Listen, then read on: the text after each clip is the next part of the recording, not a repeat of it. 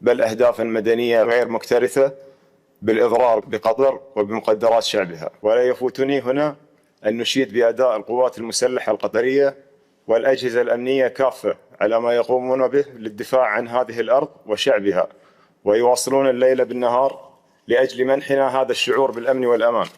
كما أود أن أثني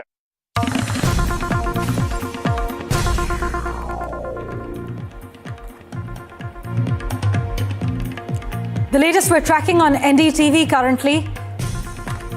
There are reports of an Iranian attack triggering a huge blaze at Bahrain's Muharraq government facility. Bahrain's Interior Ministry has released this video playing on your screens at the moment. It shows a huge fire following what they are calling Iranian attacks at a facility in Muharraq Governorate, northeast of the country's capital. As you can see, there's a huge blaze hitting a fuel tank with firefighters attempting to extinguish this entire blaze. Arjun Samar Mahendran tracking the latest developments for us. He'll be joining us in just a few moments from now. This as Bahrain's government has released this video of a huge fire following what they are calling Iranian attacks at a facility in the Muharraq Governorate, northeast of the country's capital.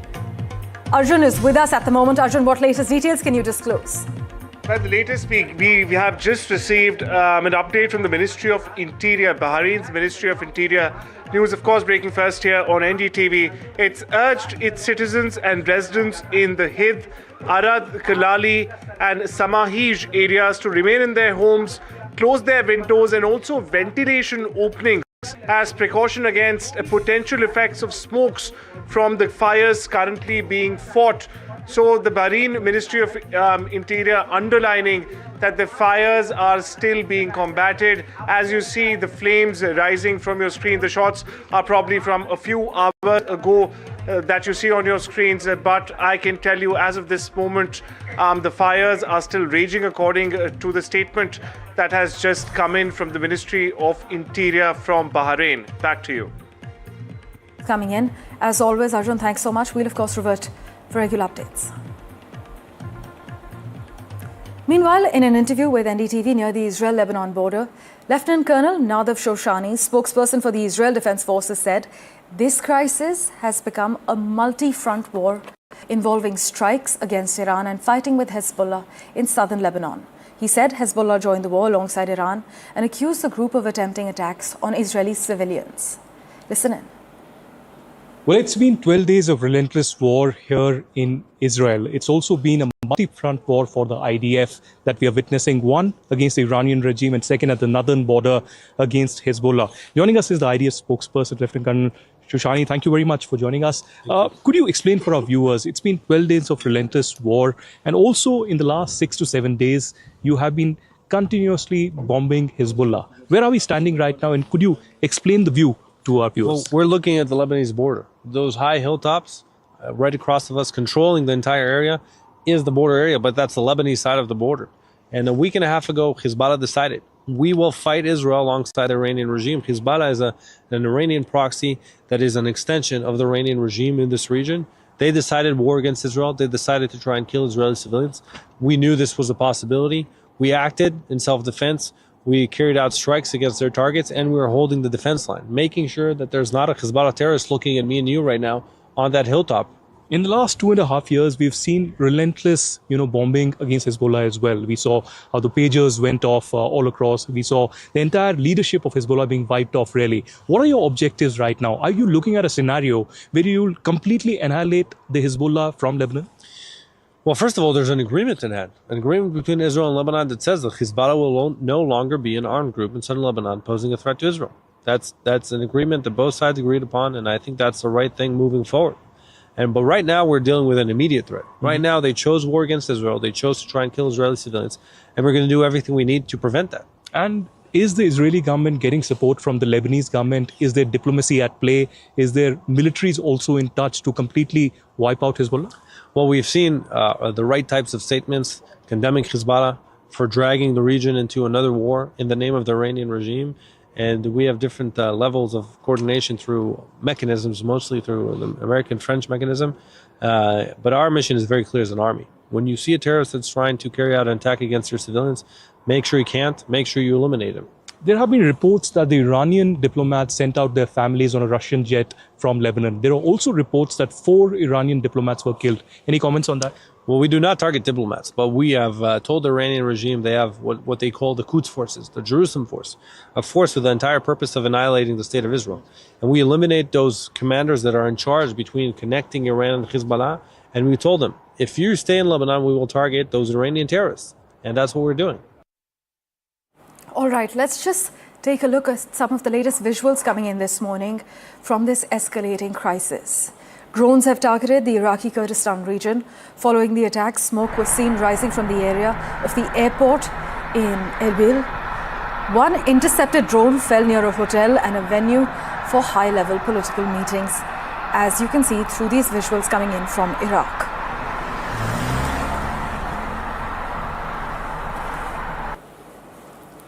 Israel claims to have struck 10 headquarters of Iran in the Dahiyeh area within 30 minutes.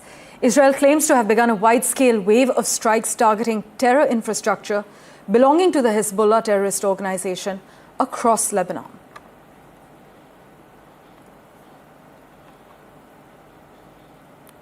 A missile launched by Hezbollah was seen over the Haifa area of Israel in these visuals.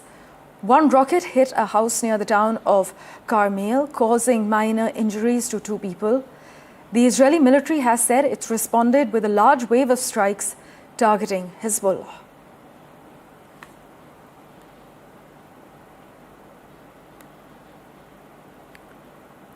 The video that you are now seeing is released by the US CENTCOM. It shows how it has bombed an Iranian aircraft.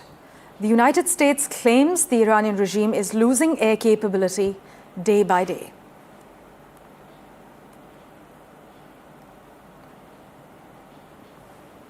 Meanwhile, explosions were seen in Beirut skyline after multiple simultaneously Israeli strikes. Plumes of smoke could be seen rising, and at least one building was set ablaze. Just take a look.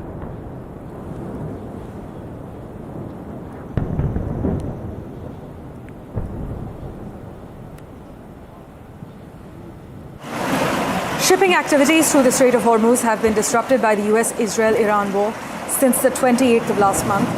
In fact, shipping vessels were seen lining up off the coast of Ras Al Khaimah in the United Arab Emirates.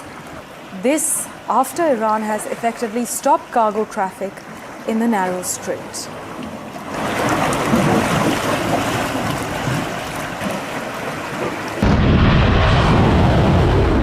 Iran launched a barrage of missiles aimed at Tel Aviv. Air raid sirens were heard across the city as Israel's air defense systems were activated to intercept these incoming missiles.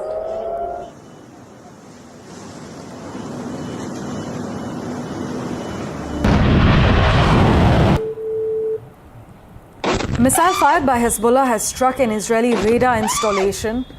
The attack is believed to have targeted a strategic surveillance site that was used for early warning systems.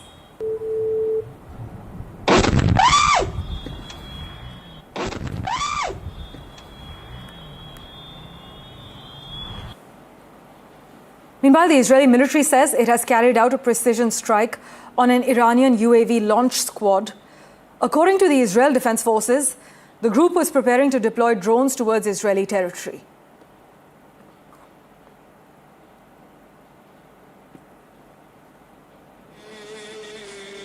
Meanwhile, large crowds gathered in Iran to attend the funeral of senior military commanders killed in this Middle East war. Visuals coming in show thousands of mourners taking part in the procession as leaders vowed retaliation.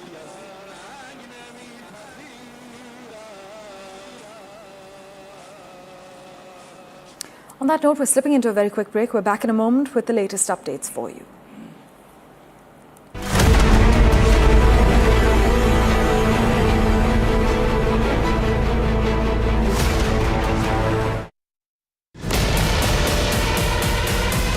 NDTV is the only network that has reached the Israel-Lebanon border.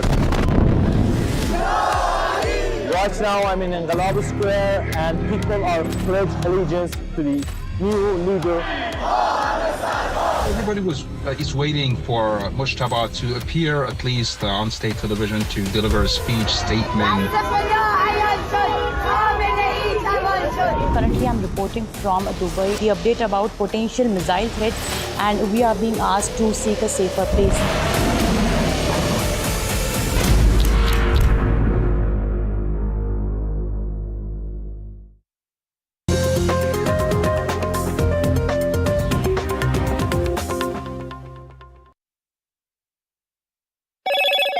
Hello, Moto. Motorola, India's leading AI smartphone brand.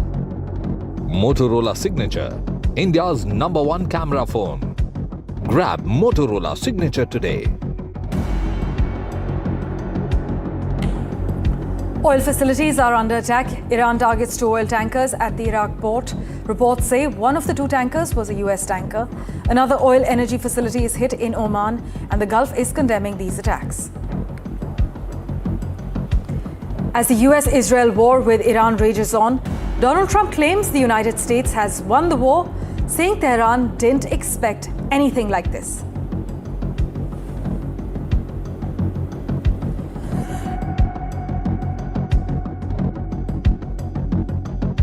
Israeli warplanes have bombarded Beirut's southern suburbs and southern Lebanon as Israel vows to crush Hezbollah.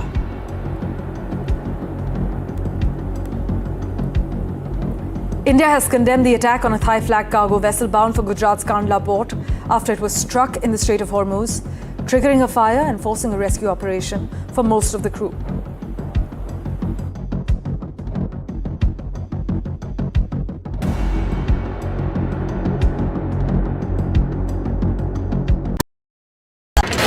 The front lines of Kargil, the fury of Operation Sindhu, so many attacks, the chaos and cries of disaster zones, to fighter jet cockpits, and the world's most defining interviews. It's incredible. He has seen history break.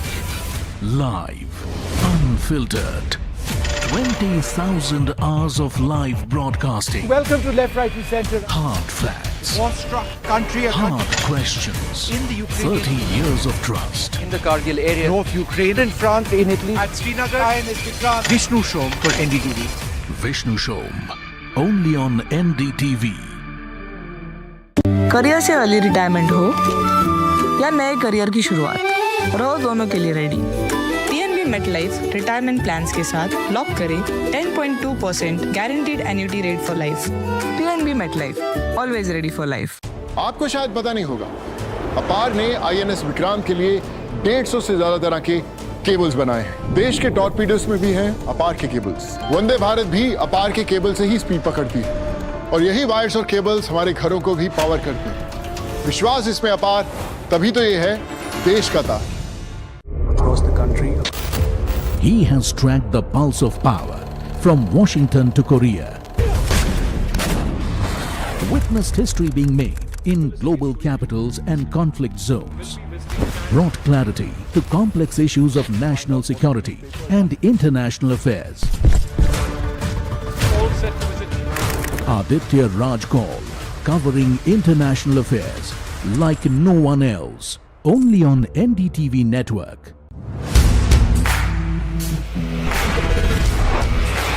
Alright team, our new auto show is ready. Now we need a promo. Something cool, something sharp. Well, I'm sure we'll be having outstanding reviews, solid suggestions, Expert advice, the latest trends. It's a lot simpler. We'll help people make the right auto decisions. It's got the cool stuff, geeky stuff, serious stuff, all of it, so that you can discover, decide and drive. I'm Siddharth Sharma and I am your Automate.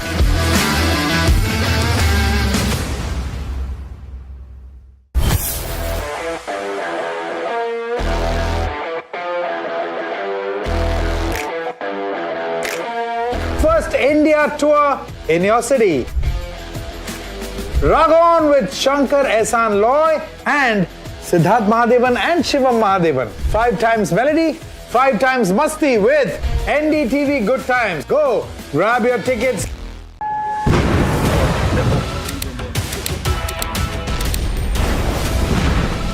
West Asia at war. Netanyahu thanks Prime Minister on NDTV.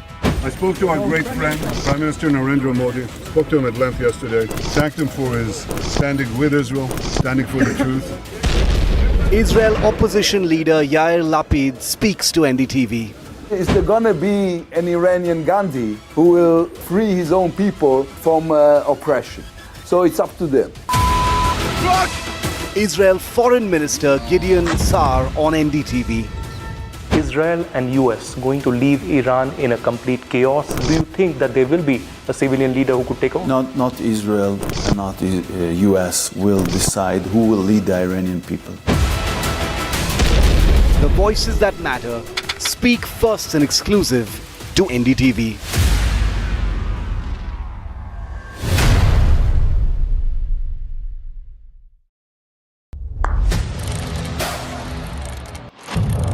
What seems settled for me is unfinished business. So I rewind, I pause, I reflect, I dig until what's buried stands up to be counted. Breaking ground, not just headlines, the meaning behind them. This is Breaking Ground with me, Vedika Sood.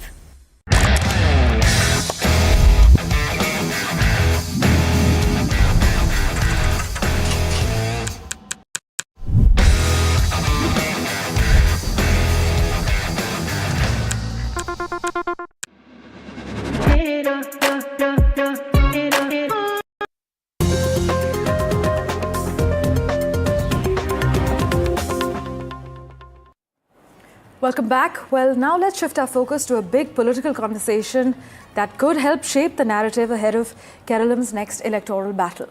NDTV is bringing together some of the state's most influential voices for NDTV Keralam Power Play. Our conclave will see Chief Minister Pinarayi Vijayan headline the discussions alongside key political leaders, policymakers and influential voices from across the state. Here's what you can expect. Kerala is at a political crossroads. Development or discontent, continuity or change. Where is the ground shifting? What will drive the ballot? Keralam's sharpest political mind. Take it on. Power Play Keralam, 12th March on the NDTV network. My colleague Ashwin is with us this morning to set the scene for us. Ashwin, take us through the political turnout, the entire lineup we're expecting through the day.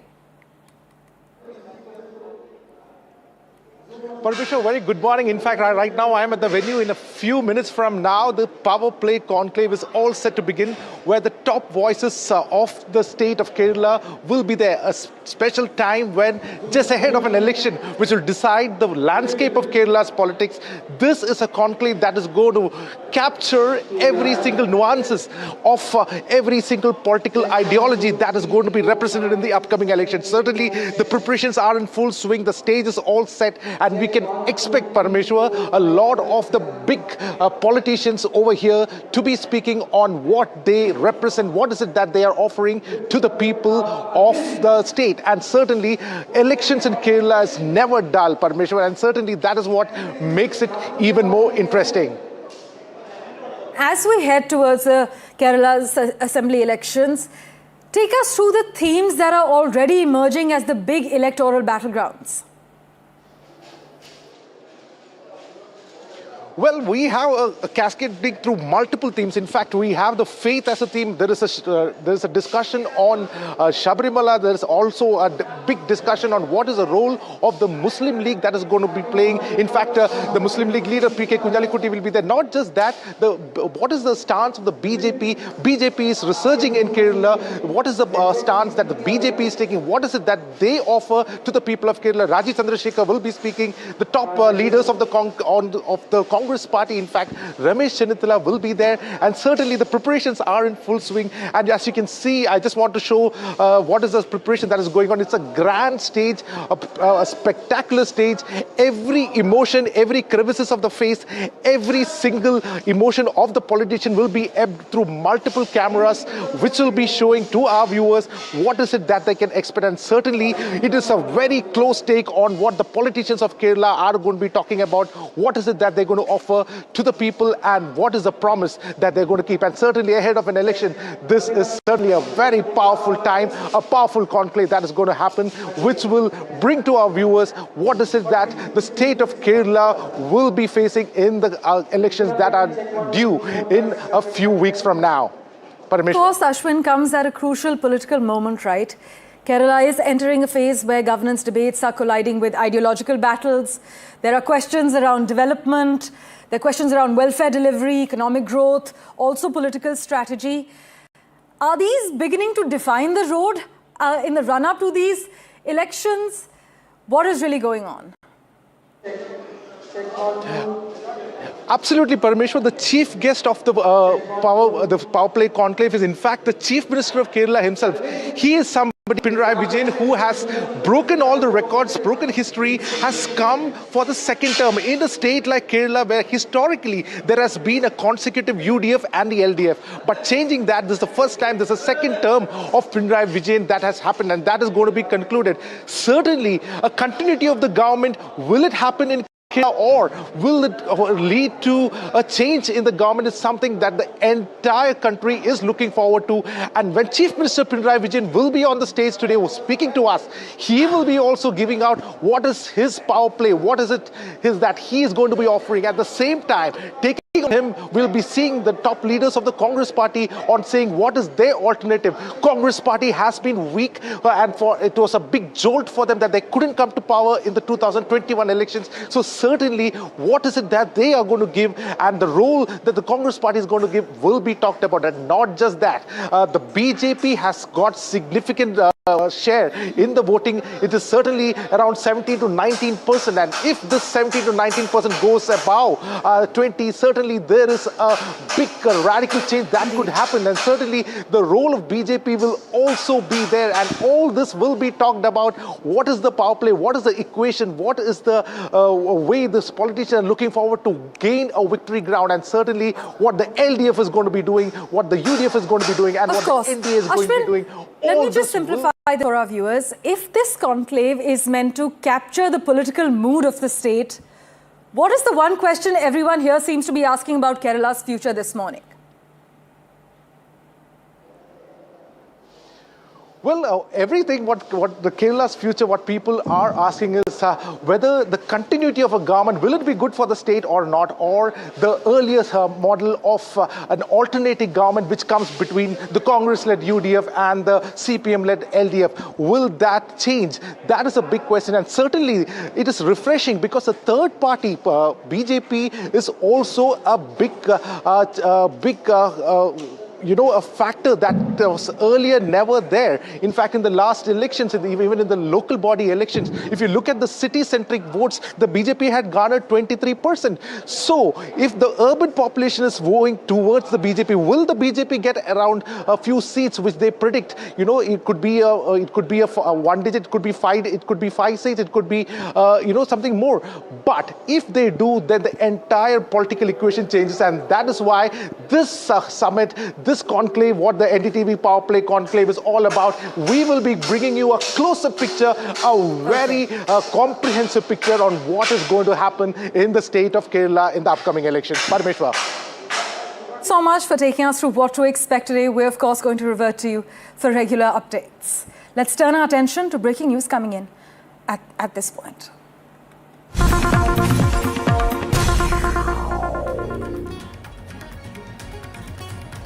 Well, a legal complaint has now been filed against Indian cricketer Hardik Pandya over a photograph that was taken during the recent celebrations. A complaint has actually been filed against Hardik Pandya for lying down with his girlfriend with our flag. An advocate has lodged a complaint with the Pune police seeking registration of an FIR against Hardik Pandya for allegedly insulting our national flag during the T20 World Cup victory celebrations at a stadium in Ahmedabad. A Shivaji Nagar police station officer has confirmed that the complaint application was submitted by advocate Wajid Khan. Speaking of Wajid Khan, we actually have a reaction from him lined up for you at the moment. Listen in. T20 world cup आपने देखा होगा, तो उसका जीत का जो जश्न था, वो जश्न के अंदर हार्दिक पांड्या अपनी गर्लफ्रेंड के साथ एक जगह डांस कर रहे थे पूरी तरह, और नेशनल फ्लैग जो था उनके पीठ पे बंधा हुआ था और नेशनल फ्लैग के साथ में वो उनकी गर्लफ्रेंड के साथ एक कोने में जाते हैं, स्टेज के कोने में जा रहे हैं और वहाँ वो नेशनल फ्लैग पहन के लेटे हुए हैं और वो भी अपनी गर्लफ्रेंड के साथ में उनसे बातें कर रहे हैं। वहाँ पे वो प्यार भरी बातें कर रहे हैं और दोनों एक दूसरे के काफ़ी करीब थे। तो राष्ट्रीय अपना जो नेशनल फ्लैग है, नेशनल फ्लैग का 1971 का जो कानून है उसके सेक्शन 2 के अनुसार ये बात गलत है कि जो नेशनल फ्लैग है उसकी गरिमा, उसकी प्रतिमा का जो आदर है हमें वो रखना चाहिए। Abhishek Awasthi is with us for more on this. Abhishek, take us through what exactly the complaint filed in Pune alleges against Hardik Pandya, and has an FIR been filed officially? See, as of now, what we understand as a legal complaint at Shivajinagar police station in Pune, and the complaint is regarding how we have seen those visuals which have gone viral, wherein Hardik Pandya has seen wearing the national flag on his shoulder and roam around. And the complaint is exactly mentioning the fact that he was lying on the ground along with his girlfriend, and inappropriate things were done along with the national flag, and these questions have been raised in it, and accordingly strict action has been asked for, an FIR registration has been asked for. But at the same time, what we understand from the Pune police is that investigation in this complaint is currently underway. As of now, no process has been initiated of registration of FIR, but definitely an important issue has been raised by an advocate, Wajid Khan, who has pointed out that this kind of behavior by the cricketer is not acceptable and necessary action needs to be taken into this. Back to you. Abhishek, as always, thank you so much for joining us with the details you have at the moment. A complaint has been filed against Hardik Pandya. No official FIR registered yet. We'll, of course, track all the latest updates for you. On that note, we're slipping into a very quick break. We're back in a moment with the latest updates. Do stay tuned.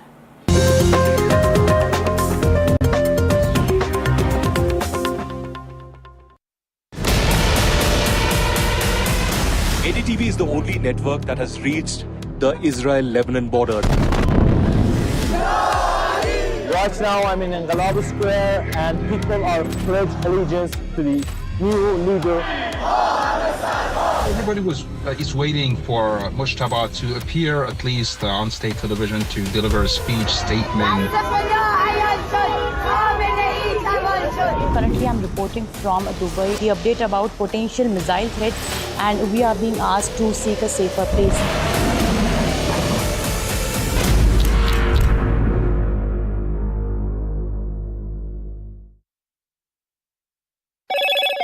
Hello, Moto. Motorola, India's leading AI smartphone brand. Motorola Signature, India's #1 camera phone. Grab Motorola Signature today.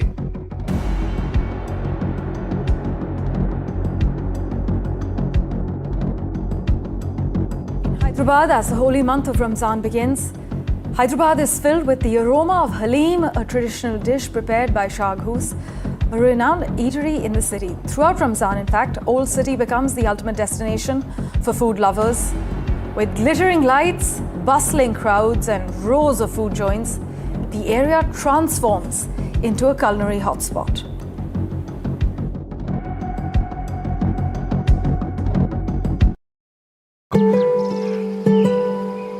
Some moments in life are lifelong. Some memories are lifelong. Blessings are meant to be lifelong. Trust is also placed lifelong. Heart lifelong, love lifelong, bond lifelong, memories lifelong. True love is lifelong, isn't it? Love lifelong, bond lifelong. We respect our loved ones lifelong too, don't we?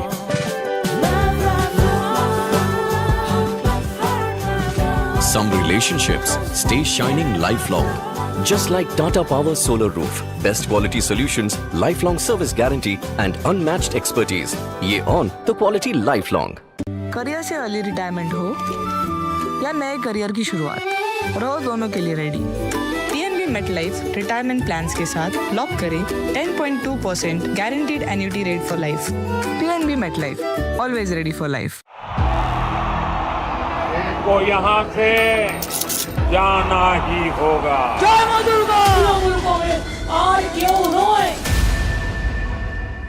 There is no bigger battle in 2026.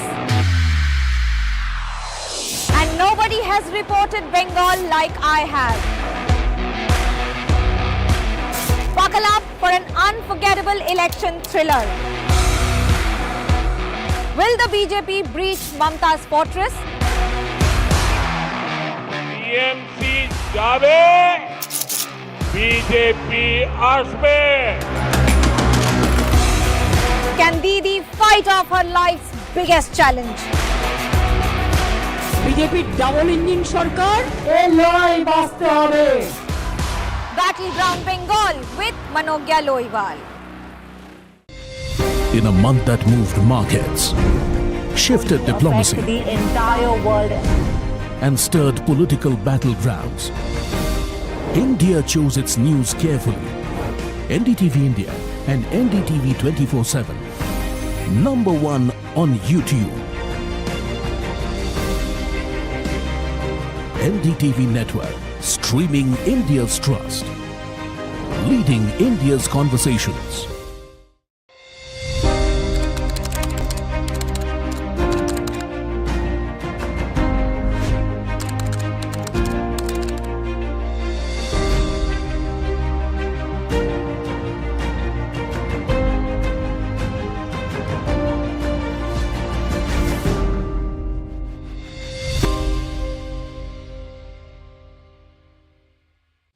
The man behind Roaring Lion. Can you say a word? Israel's warfighter Prime Minister on NDTV. I spoke to our great friend, Prime Minister Narendra Modi. Spoke to him at length yesterday. Thanked him for his standing with Israel, standing for the truth, and for the enormous friendship of the people of India. They are much admired and loved in Israel. And I won't get into the details of the conversation, but I've spoken to him and I've spoken to many other leaders in the region and beyond. Thank you. First word since he declared war on Iran. Just behind me, Prime Minister Benjamin Netanyahu. An NDTV world exclusive to Aditya Raj call. Benjamin Netanyahu on NDTV. The front lines of Kargil. The fury of Operation Sindhu. So many attacks. The chaos and cries of disaster zones. To fighter jet cockpits. And the world's most defining interviews. It's incredible. He has seen history break. Live. Unfiltered. 20,000 hours of live broadcasting. Welcome to Left, Right and Center. Hard facts. War-struck country. Hard questions. In the Ukraine. 30 years of trust. In the Kargil area. North Ukraine. In France. In Italy. At Srinagar. Vishnu Shom for NDTV. Vishnu Shom. Only on NDTV. Yo, मैं हूँ आपका अपना दिल्ली वाला. Yo, honey singer. I'm bringing the music, memories, madness back to my city, जहाँ मैं पैदा हुआ और अपनी जवानी बिताई. This is my story, retold song by song, creating night Delhi will never forget. My story with NDTV Good Time, live in Delhi. One night, no repeats. Across the country.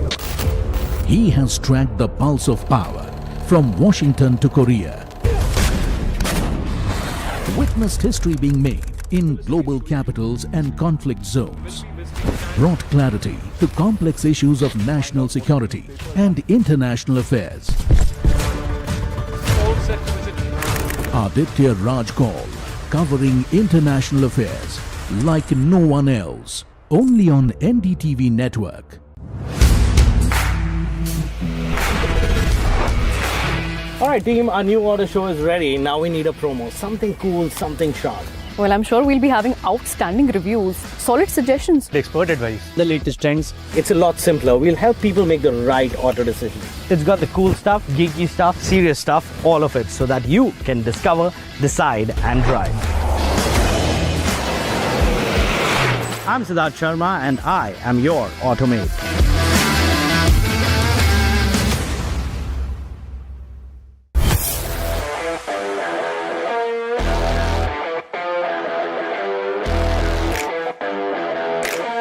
First, India.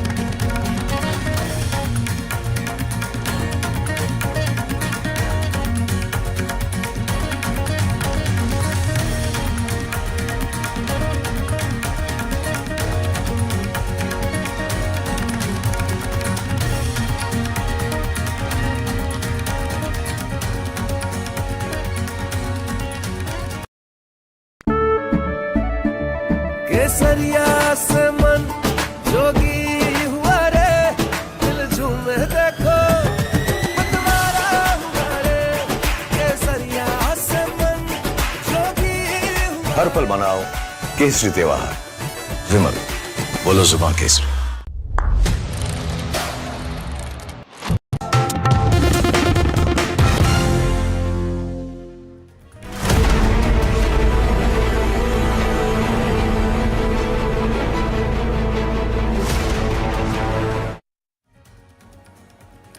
It's 9 a.m. on a Thursday morning and you are watching NDTV 24/7. I am Parmeshwar Bava. We've got an action-packed bulletin lined up for you with news from across the country and around the world. Let's begin with the top headlines you need to know this morning. Oil facilities are under attack in the Gulf. Iran targets 2 oil tankers at the Iraq port. Reports say one of the 2 tankers was a US tanker. Another oil energy facility has been hit in Oman, and a fuel tank has been targeted in Bahrain as well.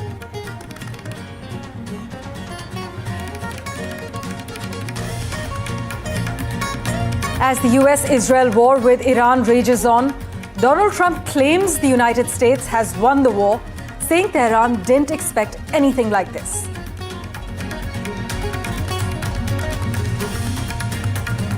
Israeli warplanes have bombarded Beirut's southern suburbs in southern Lebanon as Israel vows to crush Hezbollah.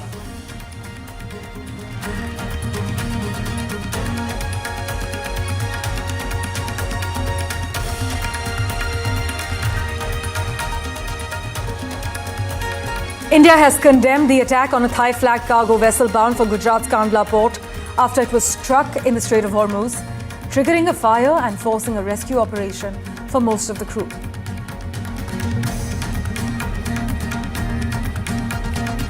The government, meanwhile, has assured that India is not facing any fuel shortage despite growing volatility in global energy markets triggered by this ongoing war. This as crude oil prices surge again.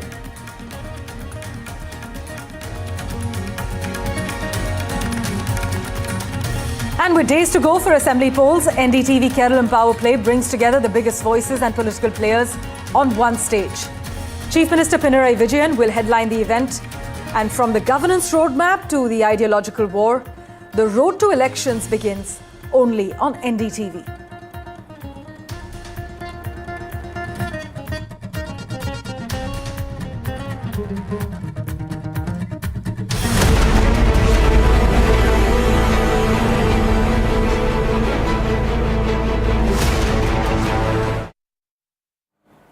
Well, it's day 13 of the Middle East war and matters are only escalating. There is growing concern about oil supply from the region, which has been disrupted. Even more concerning is the fact that oil tankers are being attacked across the region. Iraq has claimed that Iran attacked the Al-Faw port on the coast of Iraq, though Iran has denied the charge. There are reports of a US-owned tanker being attacked. Iraq has claimed that 1 person has been killed in the attack on oil tankers. In a separate incident, meanwhile, a fuel storage tanker in Oman's port of Salaleh has been attacked as Shahid drones struck an oil depot. The exact moment of the drone attack has been captured on camera as well, but Iran has denied involvement in this attack. Meanwhile, in Bahrain, a video has emerged which shows an attack on a fuel tanker at a Bahrain government facility, and that video shows a huge ball of fire in the facility. In fact, a huge fire remains. It continues to rage on, is what we're given to understand. Arjun Samar Mahindra tracking the latest for us. Yeah, they're First, warships. I said, the reaction coming in from the US president. angry at my people. I said, are they any good? Yeah, they're warships. I said, why the hell did we kill them? Why didn't we just capture them and use them in our Navy? They said they wouldn't have qualified for that. But I got a little upset with my people. I said, why do we have to knock them? And actually, one of my generals said, sir, it's a lot more fun doing it this way. But we knocked out 58 naval ships. We knocked out their Navy, okay? Let's put it that way. But they also knocked out the mine layers. They call them mine layers. They put mines in the water. Lovely job. Isn't that nice? Blow up ships. And we knocked out 31 of them. Arjun tracking the latest for us. He joins us with all the latest developments currently. Arjun, 2 foreign oil tankers have been attacked in Iraq. Meanwhile, Kuwait, Qatar and the UAE and Saudi Arabia are said to be intercepting more Iranian missiles and drones. Countries. Recently, we also saw some more, in fact, should I say, oil depots being hit by Iranian missiles and drones. Now, very importantly, this comes just hours. All of these warnings, fresh warnings from the Arab countries, the Gulf states, come just hours after U.S. President Donald Trump, in that midterm rally in Kentucky, in fact, claimed victory. In short, he also referred how the U.S. destroyed Iranian Air Force, all its military installations. He also reiterated that the war is practically, for all reasons and purposes, over. It's very important to note here that even after Trump sort of tried to get an off-ramp from hostilities in the Kentucky midterm rally, Iran has hit back and has not actually allowed Trump even an hour of peace. Because as soon as Trump made that statement, we started getting new reports of not only attacks being mounted, but successful attacks being mounted. And it's very important to note here that if we just, go back a couple of weeks, since it's the 13th day, almost 2 weeks of the war, and we look at the first few days, the accuracy and the range of Iranian attacks is only growing by each and every passing day. This only signals, at least for now, that the conflict is far from over, as Donald Trump, in contrast to, in fact, what Donald Trump just claimed. Back to you. Thanks so much, Arjun. This, as Donald Trump has suggested, that top US military officials preferred sinking Iranian ships to capturing them because it's more enjoyable for them, as he boasted that the US has already won the nearly 2-week-old war he started against Iran. Meanwhile, tensions are boiling over in the Strait of Hormuz, which is a strategic choke point linking the Persian Gulf to global markets. Amid the attacks, Tehran has threatened that if this entire war continues, oil prices could surge to $200 per barrel. Meanwhile, an India-bound vessel, Mayuri Nari, was struck in the Gulf waters, sparking a fire on board before rescue teams evacuated around 20 crew members. Our Ministry of External Affairs has strongly condemned the targeting of commercial shipping, calling for all parties to avoid attacks and warning that such incidents have already cost lives in previous strikes. But over the past 2 weeks, multiple tankers and cargo ships have been hit across the Gulf.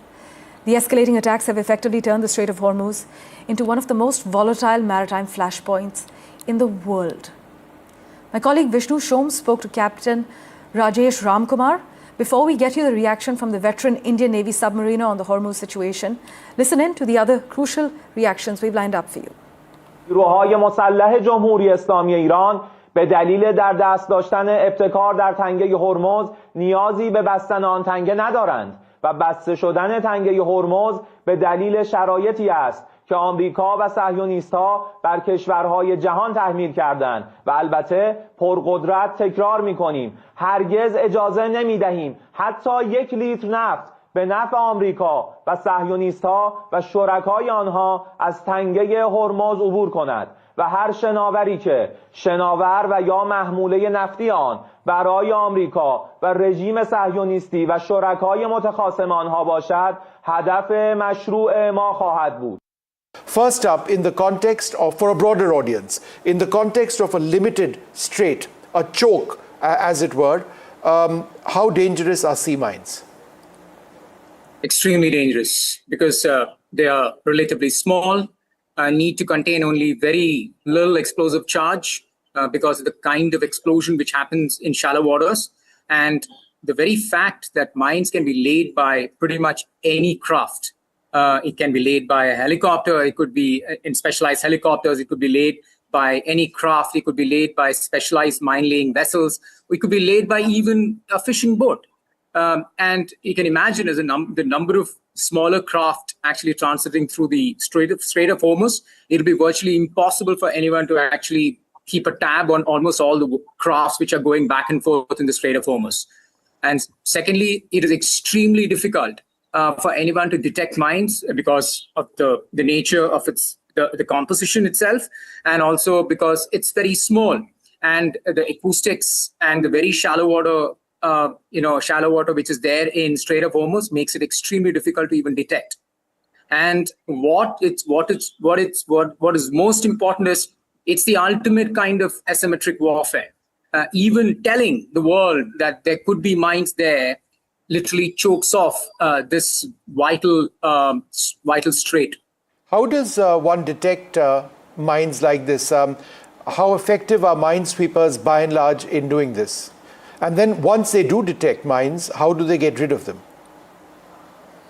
So usually mines are swept by very specialized, specifically designed minesweeping crafts.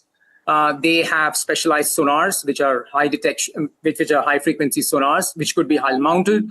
They could have underwater drones, which are sweeping ahead of the ships, vessels.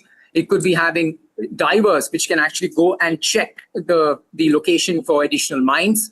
And it is so tedious that you can actually clear only a couple of or 3 or 5 mines a day in case you can find it. Because otherwise, to clear a complete channel like the Strait of Hormuz would take weeks.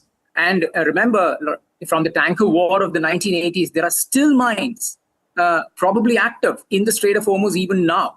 So it brings to fact that it's so difficult to actually detect and then sweep it. How do you sweep? How do you recover the mines? If there are tethered mines, there are mechanical cutters which can cut it, and the mine floats to surface, and there's a way to destroy it. If there are influence mines, the drones can actually go ahead and then detect mines, and the divers can place charges and destroy it. But all in all, because of the sophistication of mines itself, it's extremely difficult even to diffuse it. It is the ultimate test of your technology and the time on which you can remain on task. And considering the fact that the Strait of Hormuz is so narrow, and Iranians will definitely have a vantage from the shore or a position from which they can fire at the minesweeping vessels from the shore, makes it extremely dangerous. Well, nearly 2 weeks after Donald Trump ordered military strikes intended to destabilize Iran's leadership, the war is proving far more complicated than the White House expected. Let's just take a look at the visuals coming in this morning, beginning with fire crews containing a blaze at the fuel storage tanks at Oman's port of Salalah amid this West Asia war. Iraq has held Iran responsible for this attack, though Iran has categorically denied the claims.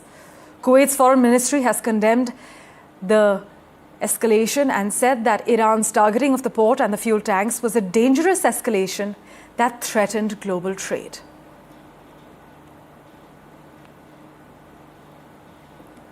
Bahrain's Interior Ministry has released this video of a huge fire following Iranian attacks at a facility in the Muharraq Governorate northeast of the country's capital. You can see a huge blaze hitting a fuel tank with firefighters trying to extinguish it. These visuals are coming in from Bahrain.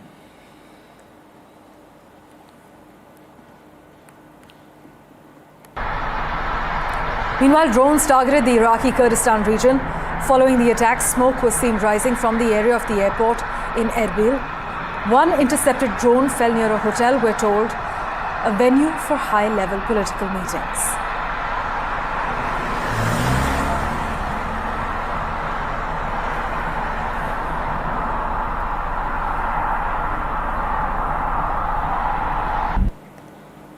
You see, by conventional military metrics, the United States and its partners retain overwhelming superiority. This video was released by the US CENTCOM. It shows how it has bombed an Iranian aircraft as the US claims the Iranian regime is losing air capability day by day.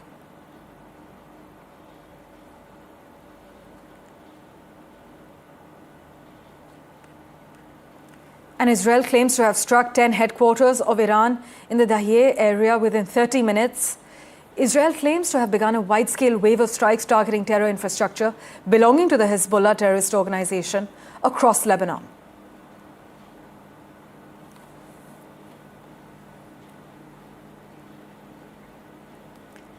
In these visuals, you can see a missile launched by Hezbollah. It was seen over the Haifa area in Israel. One rocket hit a house near the town of Carmel, causing minor injuries to 2 people, according to Israeli rescue services. The Israeli military, on the other hand, said it responded with a large wave of strikes targeting Hezbollah.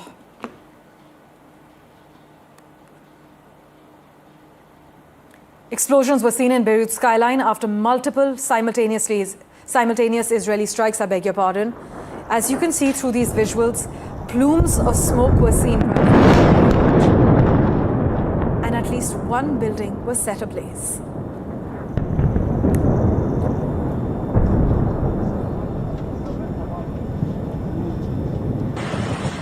An Iranian drone hit a high-rise residential tower in Dubai. Fortunately, no injuries have been reported so far.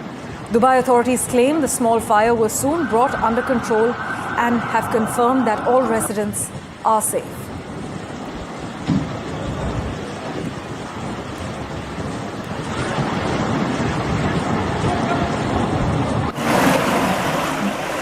Shipping activities through the Strait of Hormuz have been disrupted by the US-Israel-Iran war since the 28th of last month.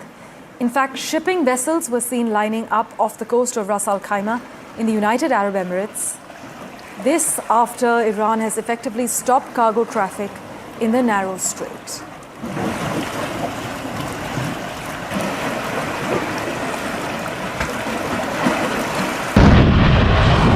Iran also launched a barrage of missiles aimed at Tel Aviv. Air raid sirens were heard across the city as Israel's air defense systems were activated to intercept these incoming missiles.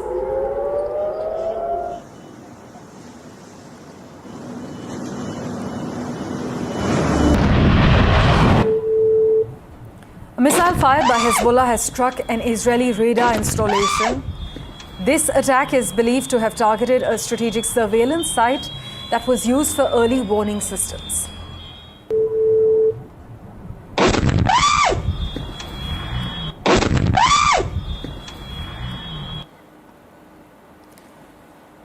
And a missile was fired by Hezbollah. That was earlier, but the Israeli military says it has carried out a precision strike on an Iranian UAV launch squad.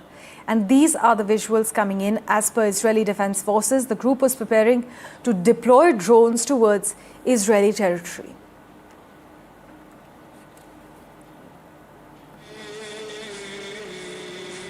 You are seeing large crowds gathering in Iran to attend the funeral of senior military commanders killed in this Middle East war.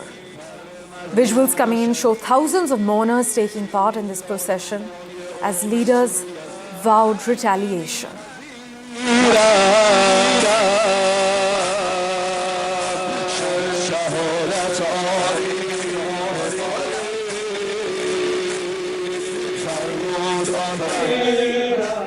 Well, tensions in West Asia are escalating sharply with fresh attacks and strong claims from both sides, raising fears of a wider regional confrontation. The US President Donald Trump says the US has effectively won its military campaign against Iran. He made this claim without any evidence, calling Operation Epic Fury a decisive success.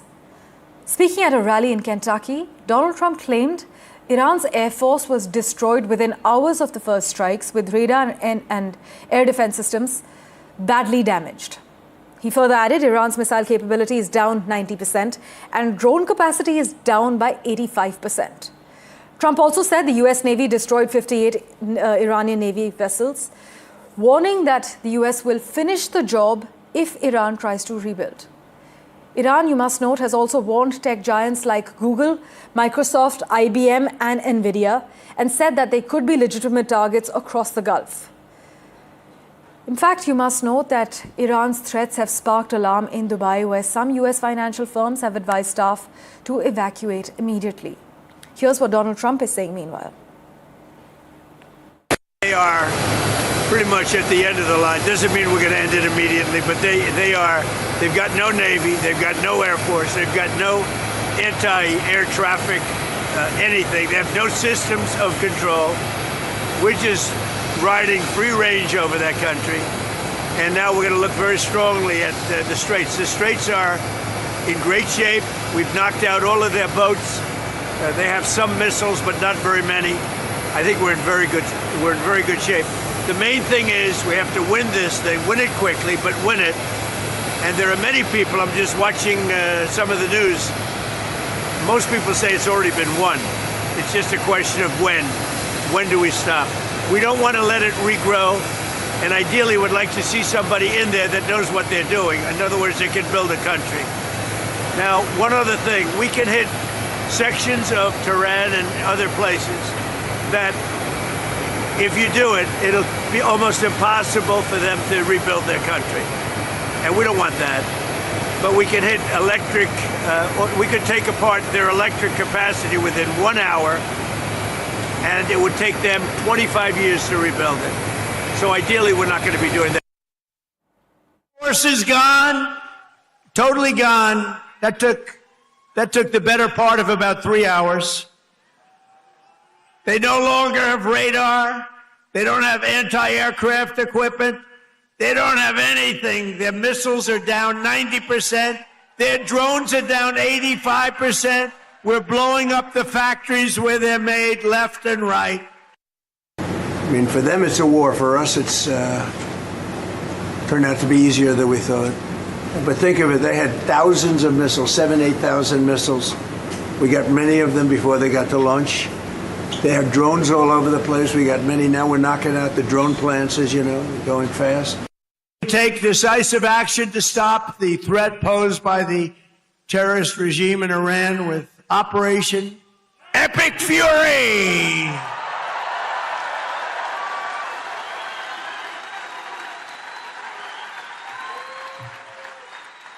Is that a great name? Well, it's only good if you win. You know, you can only do. And we've won. Let me tell you, we've won. You know, you never like to say too early you won. We won. We won the bet. In the first hour, it was over. But we won. But they gave me a list of names at general. Sir, you can pick the name you'd like, sir. I said, the name of what? The name of the attack on Iran, sir. And they gave me like 20 names. And I'm like falling asleep. I didn't like any of them. Then I see Epic Fury. I said, I like that name. I like that name. They don't know what the hell hit them, right? They don't know what hit them. They got hit by the American military. They don't know. They say, what the hell is happening? They didn't expect anything like this. President is saying. Meanwhile, Qatar's Prime Minister says the region is going through grave circumstances amid this escalating crisis and the war in West Asia. Listen in.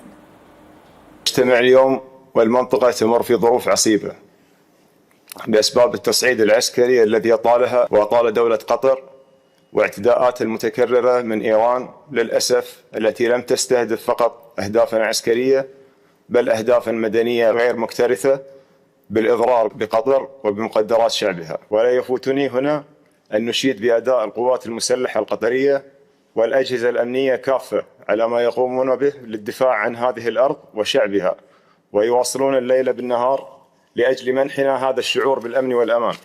كما أود أن أثني على دور كافة مؤسسات الدولة التي تعمل على توفير سبل الراحة لكل من يعيش على هذه الأرض. Earlier, Aditya Raj Kaul spoke exclusively to Ravina Shamdasani, spokesperson of the UN High Commissioner for Human Rights on the Iran war. The UNHRC spokesperson condemns the Minab school attack and in a message to Trump and Netanyahu calls for a ceasefire. Listen in. The relentless war, could this have been avoided? A lot of civilians now suffering as well. It's not barely on the borders that we are talking about. It's warfare at land, at sea, and in the air as well. Aditya, as you have witnessed yourself, this war has taken so many lives, caused so much damage, and this damage has resonated and reverberated well beyond the region. I mean, from the initial Israeli and US attacks on Iran, from attacks by Hezbollah into Israel, the pummeling of Lebanon by Israeli forces, but also the reverberating impact in terms of the economic consequences globally that have hit India, they've hit Bangladesh, Vietnam, Philippines, Africa, all across the continent. This war was entirely avoidable, and yet we find ourselves in the middle of a global catastrophe. And how do you see the bombing that happened at an elementary school in Minab of Iran? 168 civilians dying, and most of them young girls in the age group of 7 to 16 that we are talking about. Of course, there are now political claims being made, some saying it is the United States, the US and Israel saying it's a misfired, Iranian missile. But the reality of the matter is that amidst this war, it is little children who have died, who could have been, going to school, who had beautiful families and lives ahead. This is exactly it. We must not forget what often happens in wars like this is you have one horrific incident after.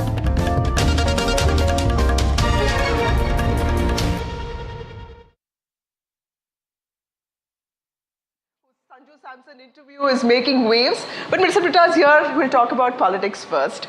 Kerala elections 2026 is being defined in two words now: Todarum, which is continuity, or Marum, which is change. How confident are you of the LDF coming to power despite not doing well in the local body polls and also in the Lok Sabha elections? Yeah, first of all, with regard to the tagline you said, our new tagline is that Mattarundu LDF allade. Who else apart from LDF? That is the new slogan which we have raised. It obviously have the spirit of the state as such. Who else can lead Kerala to a different level?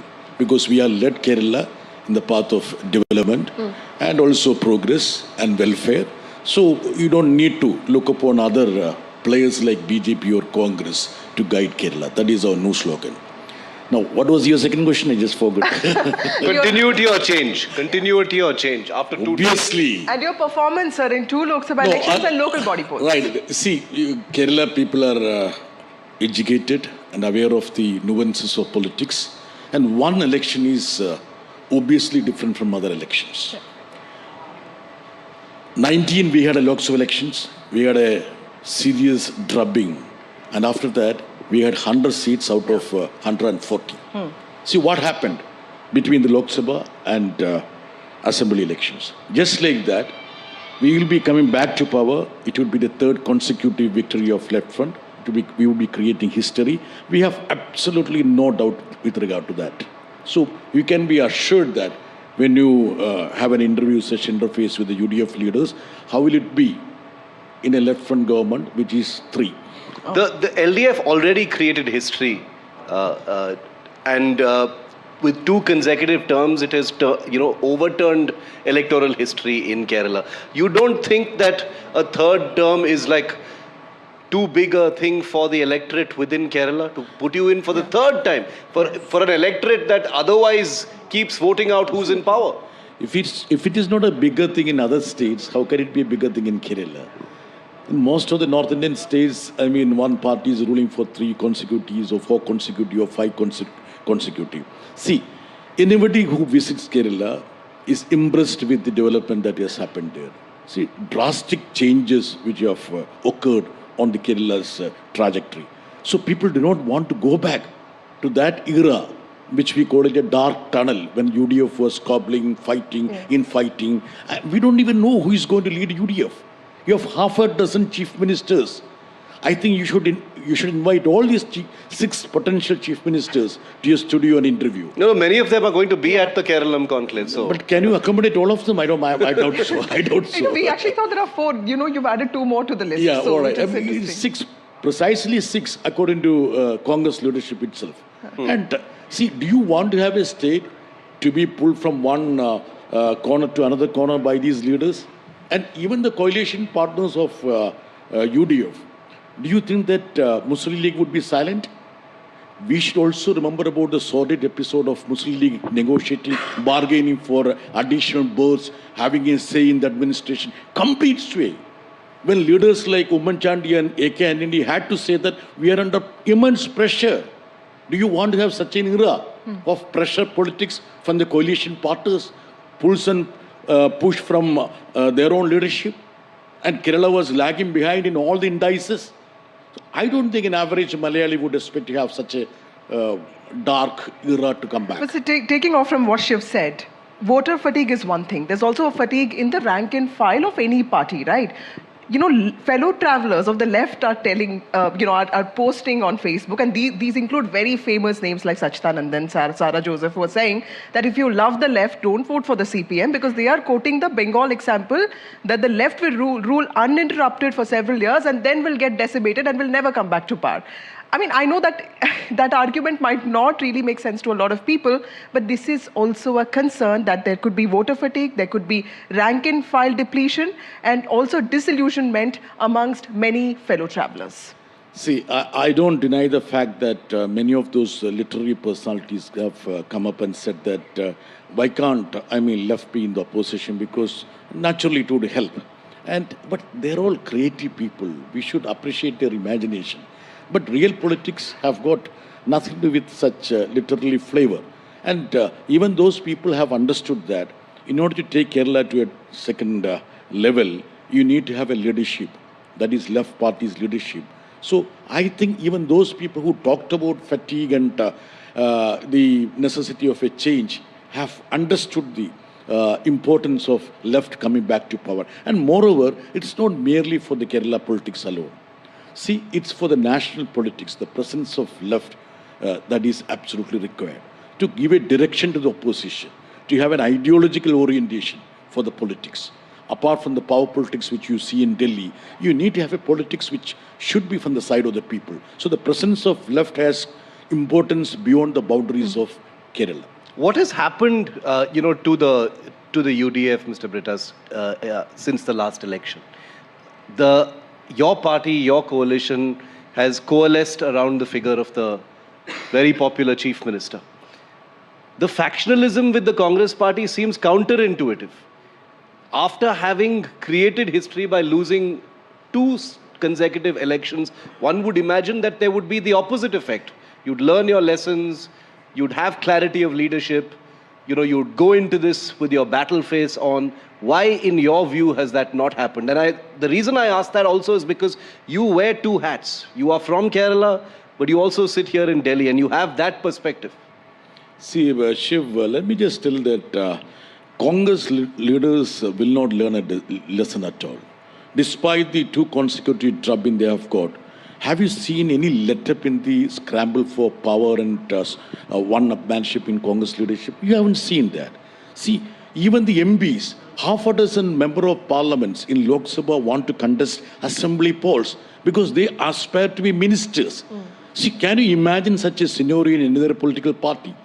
See, despite they being in the opposition, they want to have an earnest battle to regain power in Kerala. You see the situation in Congress party. When I talked in terms of half a dozen chief ministerial aspirants, it's not out of my whims and fancy. It's the real politics which I am talking to. So the people of Kerala are watching this drama theatre of absurd, which is being played in Congress politics. So people will certainly understand that. Whereas in our bloc, in left front, there is clarity with regard to the direction it has to go. With regard to the leadership, we have no ambiguity, absolutely. We are clear on that, crystal clear how we have to tread ahead. Right. See, Rahul Gandhi came and made so many promises. Is it Rahul Gandhi who has to make promises in Kerala? I don't know what he has to do with that promises. He has announced the Congress manifesto well ahead of its release. And he's talking about those unfulfilled promises which his party made in Telangana. Right. So is that what people are trying to understand? What is it? They can easily decipher the fiction, reality, the drama, theatrics that is being played out by the Congress leaders. Right. Simple as that. That's what I said, the so-called fatigue which you try to, imbibe from Kerala when you travel, it doesn't exist anymore. Okay. And moreover, see, when elections come around the corner, people will be much more realistic in their approach. What they have gained in the form of welfare politics on left and also the economic agenda of left. Right. See, the picture landscape of Kerala has changed completely. See, 10 years back, we didn't have proper national highway roads. Now there is a shining roads that are coming up. In the coastal belt, the national highway, the hill highway, the waterway. See, something like 3.5 lakh crore investment in basic infrastructure alone. This is what I'm saying. Can people be oblivious about that?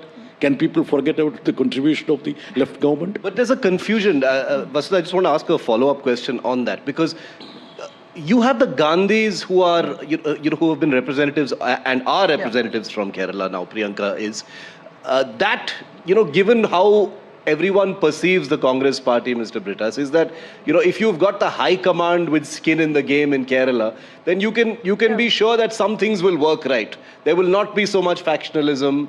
You have your own MP there from the Gandhi family. That, certain things you can take for granted will not happen, but it is those things that are happening. I do agree with you, Shiv. The stakes of the Congress are very high. I don't doubt about the fact. They will pump in money from Karnataka and Telangana. Even Kerala newspapers are flooded with advertisement of the Telangana government. I don't know whether Kerala people are bothered about the Telangana development. This is how they channelize money to Kerala politics to change the narrative. And you also should appreciate the fact that we welcome anyone and everyone to Kerala. See, we have the most friendly migrant labor. We call them guest workers. And we have guest workers in politics also. The Gandhis are the guest workers in politics. We accommodate them also. But that doesn't mean that just because it will help them to bolster their image, it will help the Congress party to be a little more, stealth in their national politics. Kerala cannot forget those darker days. We cannot be, thrown to the era of confusion and rivalry and infighting which we witnessed always when the Congress used to come. See, the people of Kerala has become so aspirational. Right. We want to go ahead. So the question here is that whether you want to protect the image, so-called charisma of the Gandhi family, or you want to protect Kerala? That's a question now. Right. Simple as that. Mr. Britas, you said that people of Kerala will not be bothered about what's happening in Telangana. The CM recently spoke about the bulldozing incidents in Telangana. And there is a sense that, that there is also a campaign rhetoric that the Sangh and the CPM are the same in Kerala. Now, this could be something that the UDF has started. And additionally, I do feel, with Nattis and Velapalli or NSS, the social groups may not have too much, impact on LDF per se, but there is a sense that LDF is trying to desperately hold on to the Hindu community vote. And in that attempt, there is also a sense that it may be alienating a little part of Muslim votes, for which the Chief Minister is also speaking, on the bulldozing incidents in Telangana. See, there is a fake narrative that is being created by Congress party, but everyone knows that. Who compromises to the BJP politics? How many leaders Rahul Gandhi has contributed to BJP? Most of his lieutenants have left Congress and have enriched Modi, Amit Shah team. And even the vacillations that has happened with regard to the Congress politics, everybody knows that. Whereas left has been steadfast in its fight against BJP, ideologically and politically. See, I am one of the very few left MPs in Parliament. Have you heard any of the UDF MPs speaking against BJP and RSS and their politics? No, absolutely no. If they open their mouth, it would be against Kerala and the left parties. Their only agenda is to defame Kerala and the left front. They have no agenda whatsoever to take on the BJP. So the people of Kerala are seeing that. And your question with regard to Hindu, Muslim, see, Kerala politics is much beyond such very, I would say, very mundane arithmetic which you dole out. See, we are a party, we are a friend who have been enjoying something like 40% of the vote, cutting across communities, caste and religion. And north of Kerala, there is a sizable chunk of Muslim population. But if you see the assembly lineup, see, most of the MLAs belong to left front only. So these narratives, I think, maybe highway reporting would help you to take such indicators to bolster a copy or a reel. But Mr. Pittas, UDF guys tell us that there is never a raid on opposition leaders the left leaders in Kerala. No, that's not a narrative that makes sense. A lot of people. I am from the Christian community. Am I not part of the CPM? But they also say that there is a camaraderie between Pinarayi Vijayan and Prime Minister Modi. They say that there's a certain hotline that exists. Do you, completely reject the fact that you have not been completely acrimonious with the centre as a lot of other opposition governments have? For the development of Kerala, we will cooperate with the union government. The national highway expansion was held up. It was completely blocked or rather left by the UDF government. Only after Pinarayi took over, he came and met the minister and also the prime minister. It was kick-start again. Now it is completing, and now the other day, prime minister didn't accommodate the state representatives, whereas he held on to the BJP Prajaraks and leaders there. That's another thing. Anyway, politics would be there when elections are near. It would galore more. But having said that, apart from the cooperation, a state will have to extend to central government and the collaboration. See, politically, Pinarayi was one person who has been steadfast in attacking BJP and RSS politics. No other political leader which belonged to Congress party. Now, Shashi Tharoor is your, I would say, the fanboy for the media. Think about the number of numerous statements he has made. And he's a CWC member. He sits along with Rahul Gandhi. I always felt that, see, he is made to make such statements. Otherwise, how can he make such statements which are helpful to Narendra Modi, either in national politics or international politics? And he continues to be a member of the CWC. And they say it's a democratic political party. But think for a moment, if somebody from the Congress party comes and participate in a seminar of the left front, they will be expelled. See, last month there was a tirade against Manishankar Iyer when he spoke about the development that has happened in Kerala, especially with regard to Panchayat. And he's predicted a third term for you. Third term, yeah, any sensible congressman will predict. No, but your perception of the BJP, you've talked about, Vasudha has asked you about this hotline. This is something that, has been rumored for a very long time. Even the personal sort of equation between the chief minister and the prime minister. Realistically speaking, the BJP has outsized campaigns, even in places like Kerala and Tamil Nadu, where their footprint has traditionally been extremely small. Realistically speaking, how do you see the BJP's campaign and what they're trying to do in Kerala? See, the Prime Minister was also I understood. BJP is not a significant player in Kerala politics. I won't. Maybe in few pockets. And see, nowadays, electoral politics is dictated by 4 M's, according to me. Money power, muscle power, media power, and also management. Management means institutions like Election Commission. In these 4 M's, BJP must be leading. But in Kerala, they are unable to make a foothold. That's very visible. They must have got one seat or other from Kerala politics. And the rhetoric of Narendra Modi, I always say that. See, let us look at the Kerala's performance. What we need to learn from the North Indian states, any of the social indicators, can it match with any of the North Indian state? I have been always telling about, say, take infant mortality. It's 5 out of 1,000 births. It's better than United States, whereas in your model state in Uttar Pradesh it is 37. In Gujarat it is much more. National average is 25.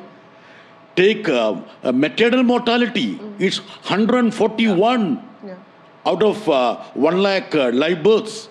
In Uttar Pradesh, it's hardly 30. These are all data compiled by the Union Home Ministry. So where should we ape the BJP government? So Kerala has understood the rhetoric of the Prime Minister doesn't match with the reality of Kerala politics. I want to come to the Kerala model, Vasudha, if you'll permit me, because the Kerala model is always something that has been projected, and it's being projected in this election as well, in terms of the development of Kerala, which you just mentioned. But there are issues of unemployment, Mr. Britas. There is a huge dependence on remittances from the Gulf. We are seeing what's happening there at this point of time. So my question to you, while we're on the topic of the Prime Minister and this government in the center, is how do you assess how this government has handled what is taking place in the Gulf right now? I would say that there was some fatigue with regard to the so-called Kerala model. So we consciously took a decision that we will also make sure that on the economic front, Kerala has to go.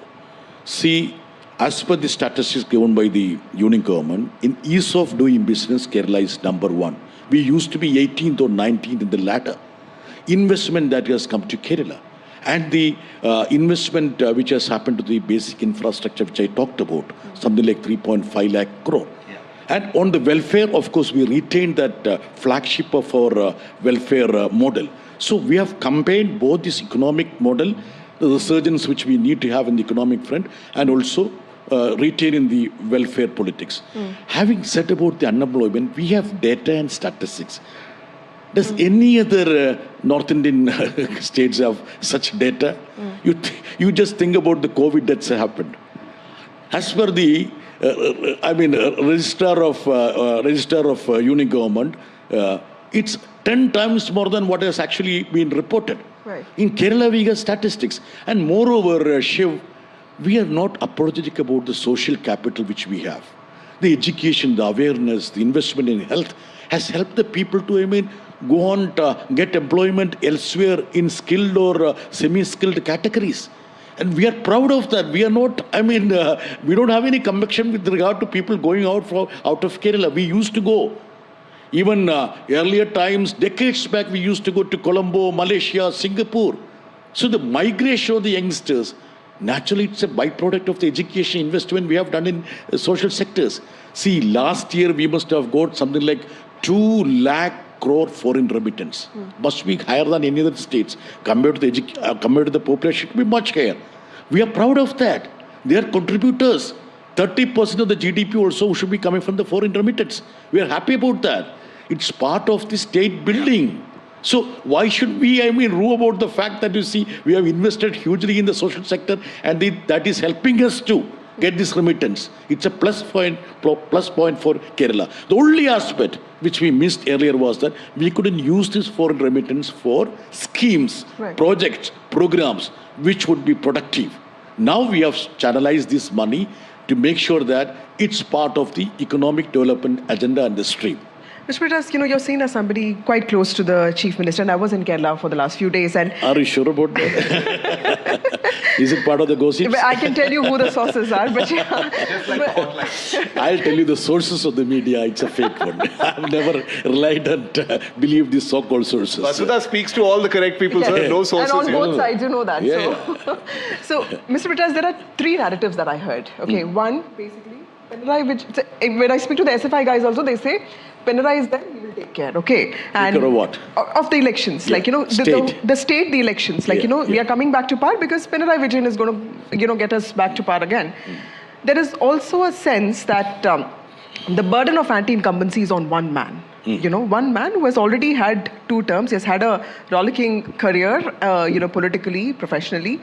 And then, of course, there's this other narrative that he's the one who's making all decisions. The ministers, in some ways are not, I wouldn't say empowered, but it is Pinarayi Vijayan, the chief minister, the center, the core of your government, your party in Kerala. Do you think that's going to be a disadvantage or you think it's going to be an advantage? First of all, I can tell you that many of the crucial decisions, our party may be having one view, another coalition partner may have a different view. And we had, of course, a consensus on these issues. We, didn't hold on to the view of our party. So don't you think that is the best way of functioning? I think, Vasudha, you think that the structure that is prevalent in Delhi also is existing in Kerala. Absolutely wrong. It's a coalition government. Why the coalition in Kerala is successful? Because you accommodate the views of others. And I don't think you will have any other leader in the country who would be taking maximum meetings with his party colleagues and with the colleagues from the coalition friends. So this is the way in which we function. But just to create a fake narrative, you can come that you see he is also following the same model as that of his happening in Delhi. Absolutely wrong. And do you think that the coalition will survive if somebody will take such calls like that? No. And you're correct. He's one of the tallest politicians in the country. Decades of experience. Compared to him, many of those people on the opposite spectrum are pygmies, though they don't realize that. And so this question of left after Pinarayi Vijayan is also a big question. As somebody who's academically oriented, you're from JNU, tell us what is this defeat? I mean, you talked about the stakes of the Congress party. The left stakes are also very high in this, right? So what happens to the left in future, 10 years down the line? Where do you see the CPM in Kerala? See, I'm a student of social science. I always believe in the fact that, you see, leaders just rise.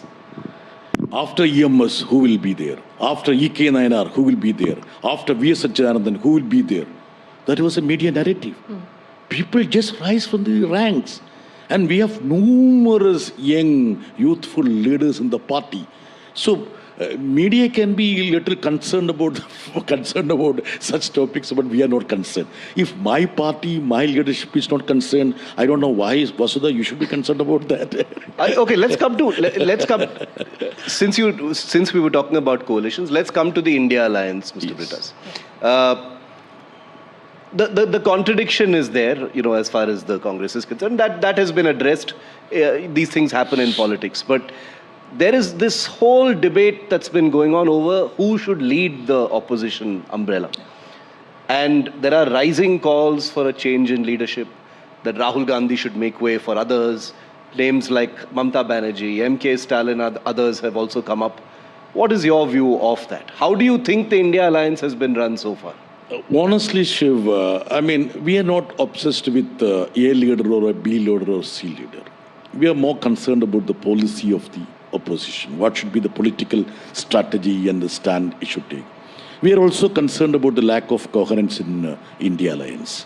And we also feel that the Congress leadership has not been graceful enough to accommodate other coalition partners.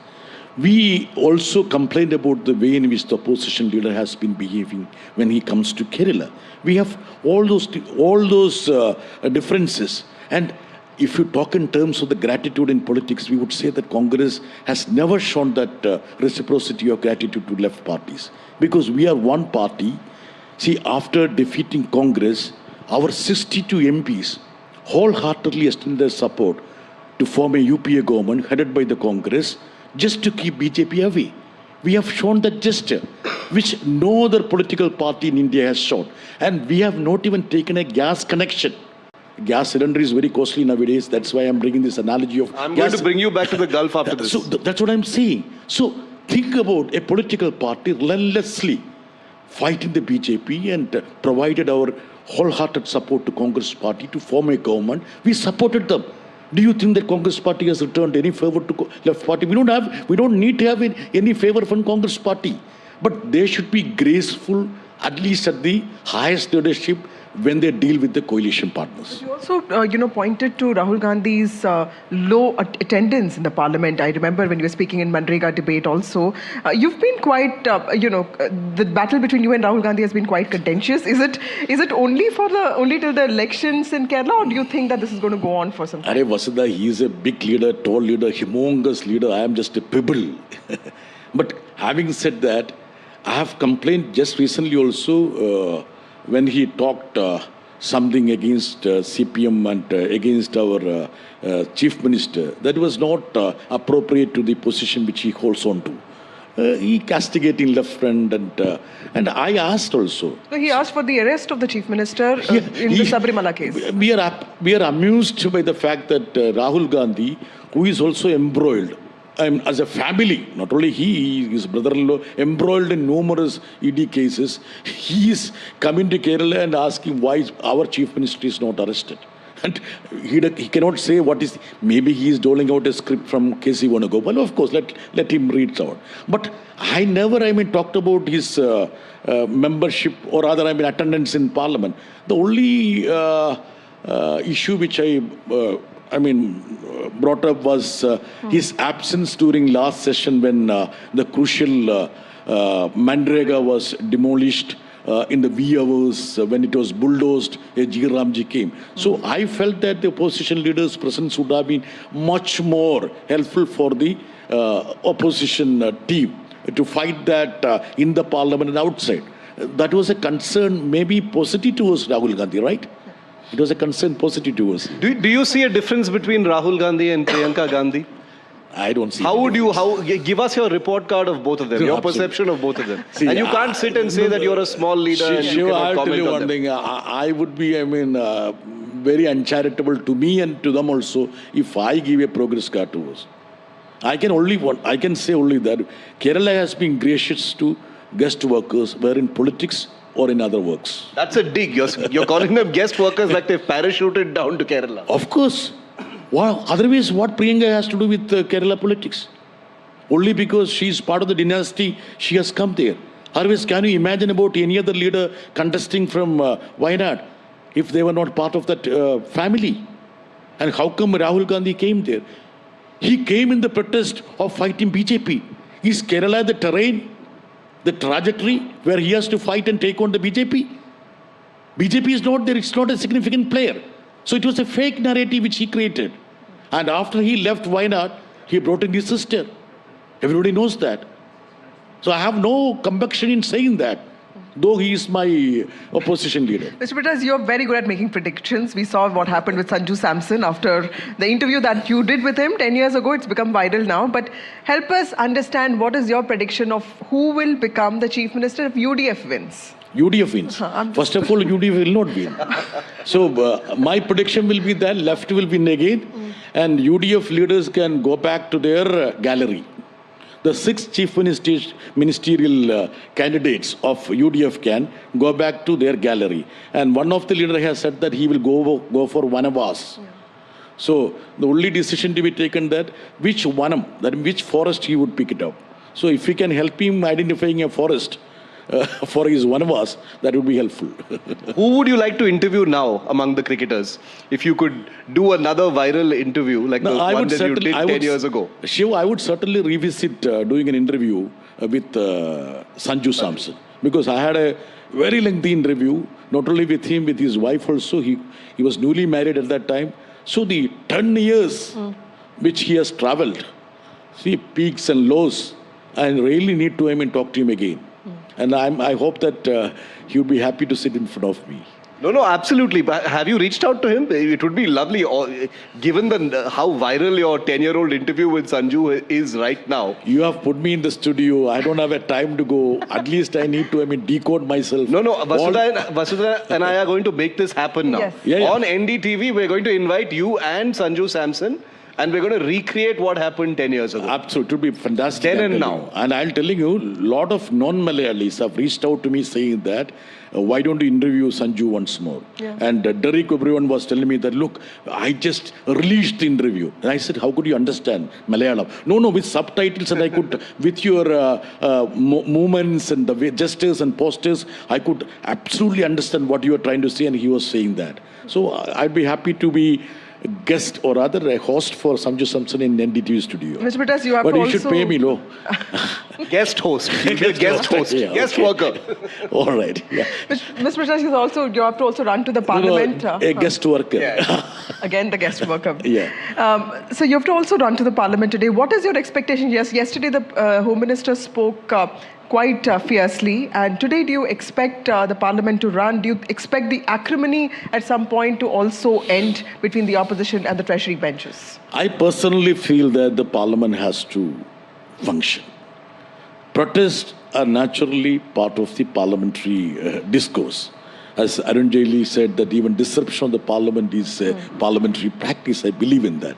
But protracted protest disruptions will not help the opposition or the nation. That is my personal view, which I have been always putting across.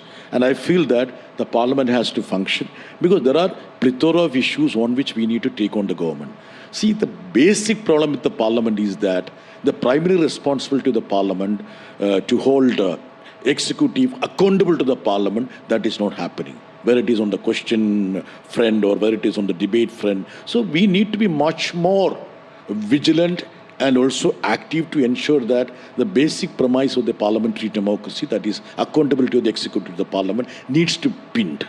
So the hard questions are not being asked. The government gets off the hook on issues like you said, accountability is not being fixed. And the only thing the public has now come to expect, Mr. Britas, from Parliament is shouting and sloganeering and protest. I would have This goes beyond the ethic of disruption which Arun Jaitley was talking about. I have a different view on that. See, when I say the parliament discourse has plummeted, I recollect those days in the late 80s when I used to cover parliament. I'm talking about 35, 38 years back. The standard of the parliament discourse at that time. But now there is a conscious effort from the part of the government also to just abdicate their responsibility. I can tell you one small example. Numerous questions are being disallowed on one pretext, one technical ground. I can see when I asked what could be the estimate of the new parliament building, they gave a figure of 1,000 crores. And after the completion of the new parliament building, which I don't think it's a parliament building, it's some sort of a Lulu mall. Okay, that's what I feel always when I get in the parliament house. I asked what could be the actual cost or the expenditure for the construction. They said secret. What is the secret about the cost of this is how, see, the quality of parliamentary debates and discourse have plummeted. I feel that government is responsible for that. The primary responsibility of running the parliament rests with the government. Thank you, Mr. Britas, one of the most recognizable, articulate faces of the left here. Thank you so much, and we're not going to stop you from attending the parliament that you're so passionate about. Thank you so much. Thank you very much, Shiv. And I hope that you will be asking ruthless questions to the guests, honorable guests who are following me also, including Mr. Shashi Tharoor. Yes. Thank you very much. Thank you very much. Thank you, sir.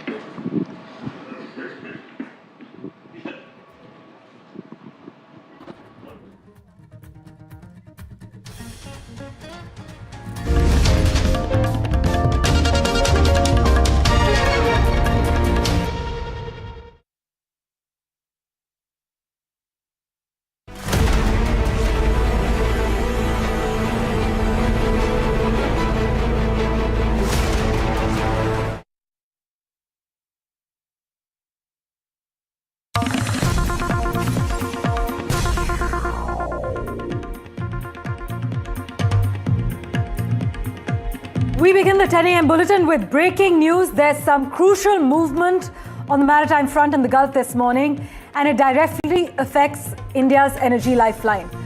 Sources are now telling NDTV that Iran has agreed to allow India-flagged oil tankers to pass through the Strait of Hormuz following high-level diplomatic engagement. That's the latest we're tracking on NDTV at the moment. The understanding, we're told, was reached after talks between our External Affairs Minister, Dr. Jaishankar, and Iran's Foreign Minister, Abbas Araghchi. You must note, our sources are adding at least 2 Indian tankers, Pushpak and Parimal, have already been reported moving safely through the strait, even as several vessels linked to the United States, Europe and Israel continue to face restrictions amid the ongoing war. My colleague Akhilesh has sent us all these details. He joins us with the clarity that we need. Akhilesh, walk us through what we know about this understanding between India and Iran. What exactly has Tehran agreed to regarding Indian-flagged vessels in the Strait of Hormuz?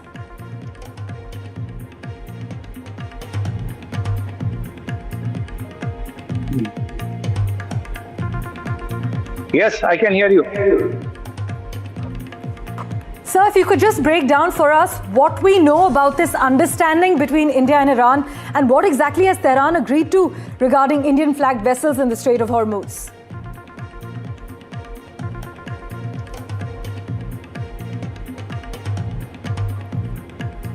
All right, we seem to be having some trouble connecting with my colleague Akhilesh, but I must inform you the latest we're tracking on NDTV.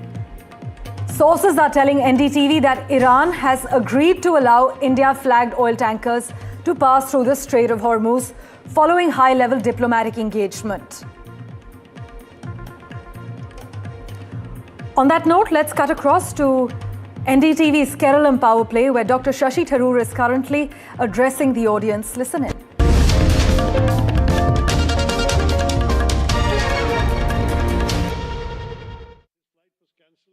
Went through great extent, great expense, and great trouble to find a way to get there to celebrate the moment with me. And I'll always cherish this for whatever years that remain. And you've been so graceful to have selfies with everybody who came to wish you. So I think the internet, Twitter was flooded with selfies with Dr. Tharoor. That's possibly true, but part of the crime is that, part of the complication is that along with the selfies came some viral fever that I promptly started enduring from the next day. So I'm battling cough, cold, blocked nose. Forgive me if I start infecting you both on the NDTV But it's good to see you back on your feet, Dr. Tharoor, because the last time you were on an NDTV stage, you were in your wheelchair. I was in a wheelchair. It's very nice to see you back on your 2 weeks feet. in a wheelchair, 2.5 weeks walking about in a cast, and now no cast either. So I'm suddenly feeling relatively normal, but viral fever. I'm hoping that all of this, one thing after another, will get over before the Kerala campaign really intensifies. Yes. And that's our cue to get into the Kerala campaign now. It's been an interesting ride to this point, Dr. Tharoor. You know, many things have been said about what Shashi Tharoor represents as far as the Kerala election is concerned. Can you define that for us? Everything has been said, from Shashi Tharoor wants to be chief minister, to him being, a loyal soldier of the party, to him being a dissident, to him having one foot out the door. All of these things have been said. What is Shashi Tharoor in this Kerala election? I'm first of all co-chair of the campaign committee, which means I will have to campaign all throughout the state. I'm not a candidate in any constituency, so that gives me the freedom to campaign for everyone. So that really, I believe, should help in terms of my contributions. I've done this before. Each of the last 3 elections since I've been an MP, I've been a campaigner. And last time around, I'm proud to say I managed to hit 56 constituencies and speak for candidates, probably more than 60 candidates, because some halts, there were 3 or 4 candidates I spoke for simultaneously. But having said all of that, the other thing that I hope I represent in Kerala is Kerala's historic connection to the global world. See, what we forget, it's not just about Gulf migration since the 1970s or 80s.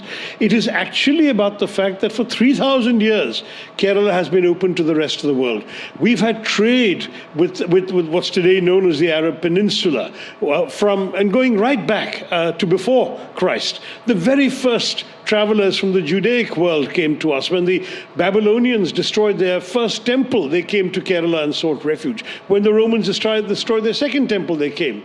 Islam came to us not by the sword, as some people in the north claim to have historical memory of, but for us peacefully by people whom we had seen for 1,000 years, coming when the winds were favorable, settling in Kerala, marrying locally, having children, all of that, going back when the winds change, coming back every year.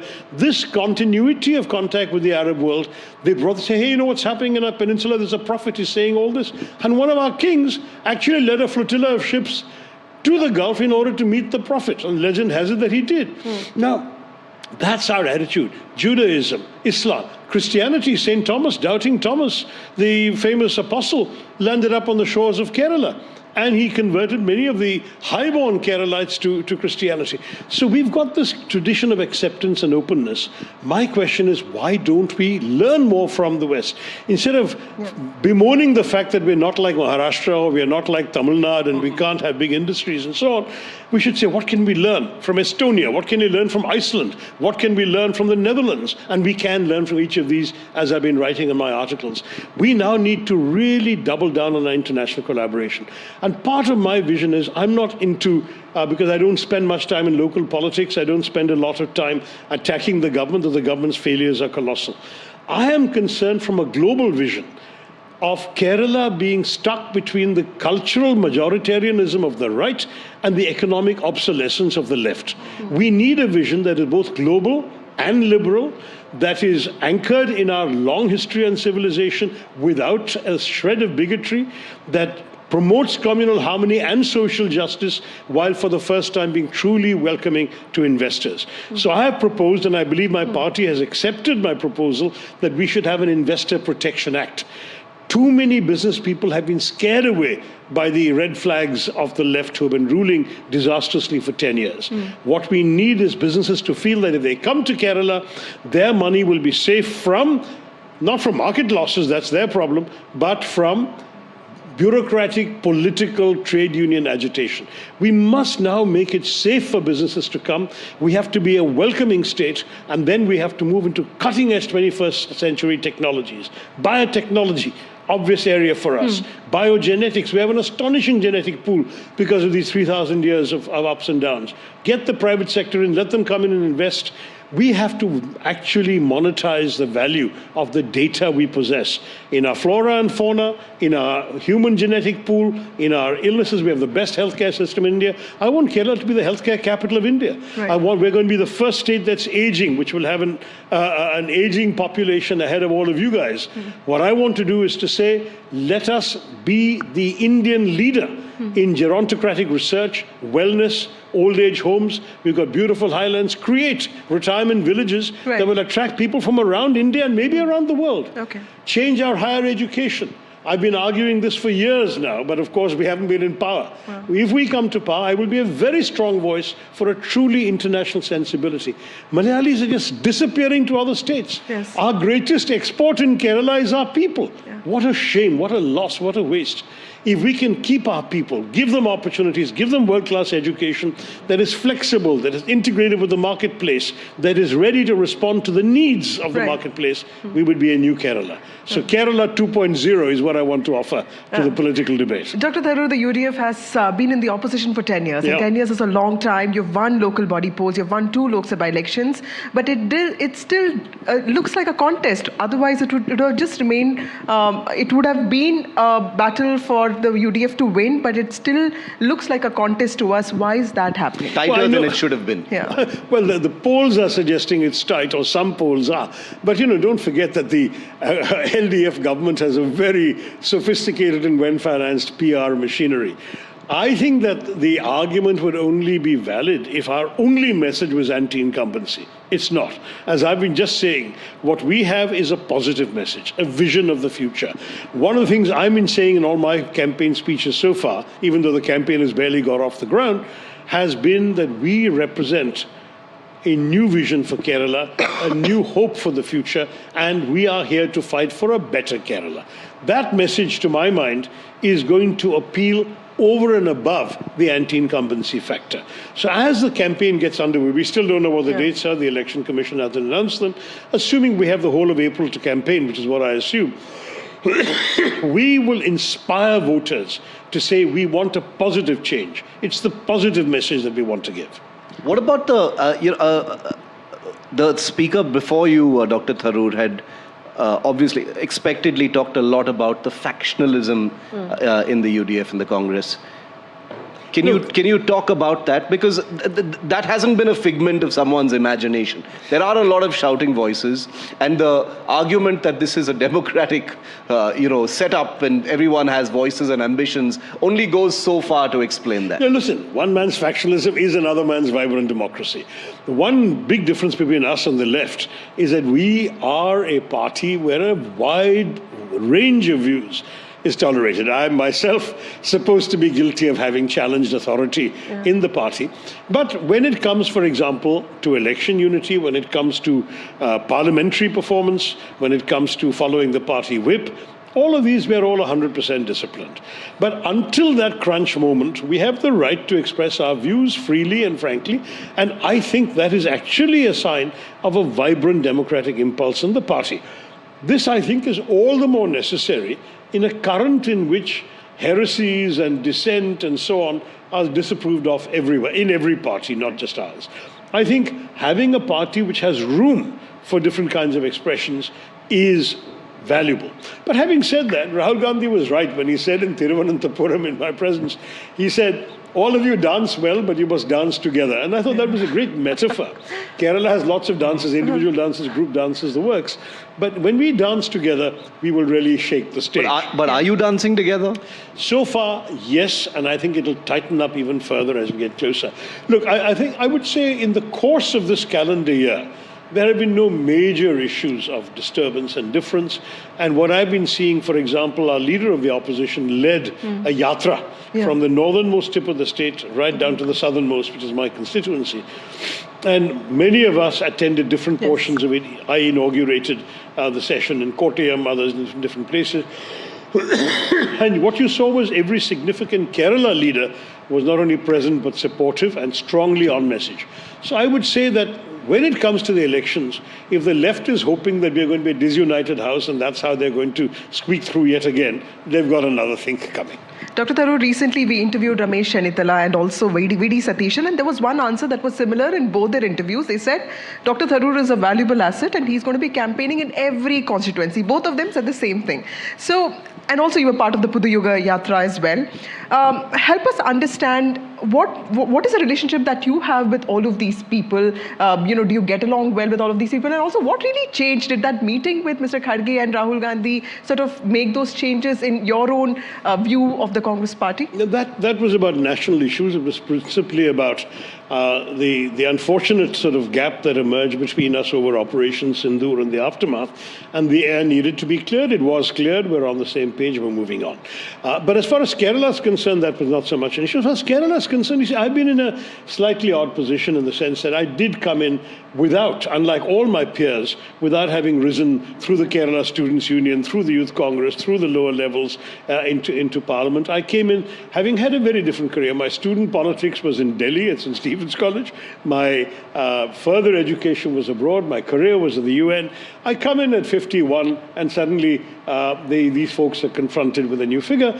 There was obviously some mutual adjustment difficulties, me to their style, perhaps they to my presence. I mean, so some tensions were there which were widely reported. I don't need to talk about that. I think over the course of 4 elections that I have won on the Congress banner, I hope I have earned their respect. But what is perhaps equally important is that I found a place in the hearts of a large chunk of the Kerala electorate. I won 4 difficult elections, 2 by record majorities. I have won support and goodwill right across the state from particularly, I will admit, the urban, educated, middle and professional classes who are my natural constituency everywhere in the country. Wherever I go in India, people come up to me who are not from Kerala, who seem to admire what I stand for, what I speak about, and the way in which I communicate my vision and my ideas. People want a certain clarity of vision, and they accept the fact that I have extensive experience beyond Kerala, which may not be true of as many of my colleagues. I have extensive experience beyond politics, which is also not so true of most of my colleagues, and therefore people listen to me. And if the Congress party wants to translate that into political support, that should be good. Young people, for example, value those qualities a lot. And so I have a decent following amongst the young everywhere in the country and in the state. And I'm very pleased to say that wherever I go, I get an enthusiastic reception. Why shouldn't the party want to use that for the party's benefit? I'm very happy to support. In turn, all I seek is some influence over the substantive directions of the party. Last time, 5 years ago, I chaired the manifesto committee. So I said, been there, done that, when they offered me that again. But my ideas for the manifesto have been conveyed, and I'm quite sure that many of them will be embraced. Now they made me a co-chair of the campaign committee, and that means that I will have a chance to take my message everywhere. I'll certainly go to all 14 districts. Whether the Election Commission will give us time for me to go to 140 constituencies, I don't know.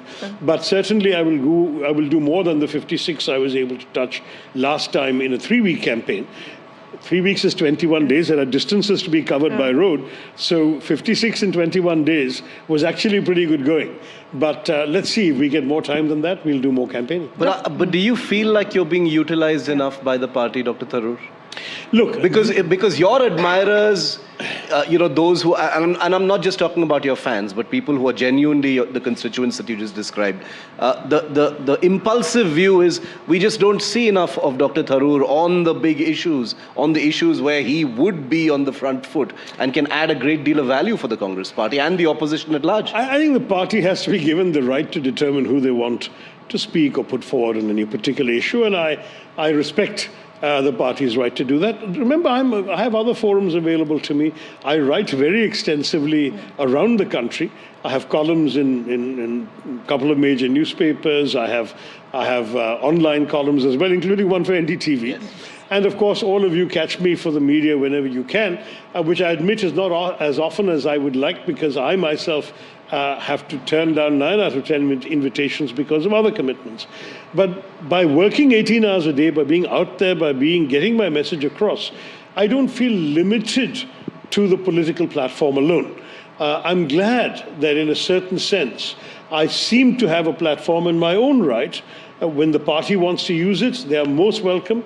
When they don't need to use it, I'm very happy to use other platforms. And that's all I've been saying. It's not a negative comment on the party, far from it.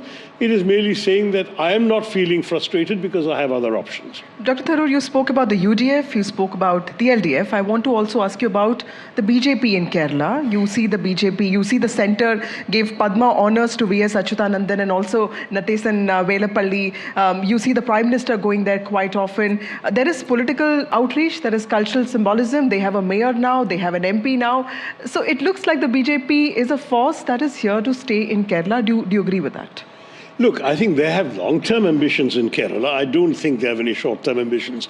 I know the Home Minister came and said NDA will rule next time. I don't even think he believes it. To be honest, the BJP has a fundamental issue, which is its inability to outgrow the perception of communal bigotry, which sits very ill with Kerala. Their political agenda reflects a very North Indian sensibility. And this is something they're coming to terms with as they try and make inroads into Tamil Nadu and Kerala. They're finding out that the ethos of our places, the cultural ethos, the civilization, we're very anchored in our civilization. But our civilization is one of pluralism, social harmony, coexistence, and so on, in ways that some of the BJP elements find it difficult to wrap their mind around.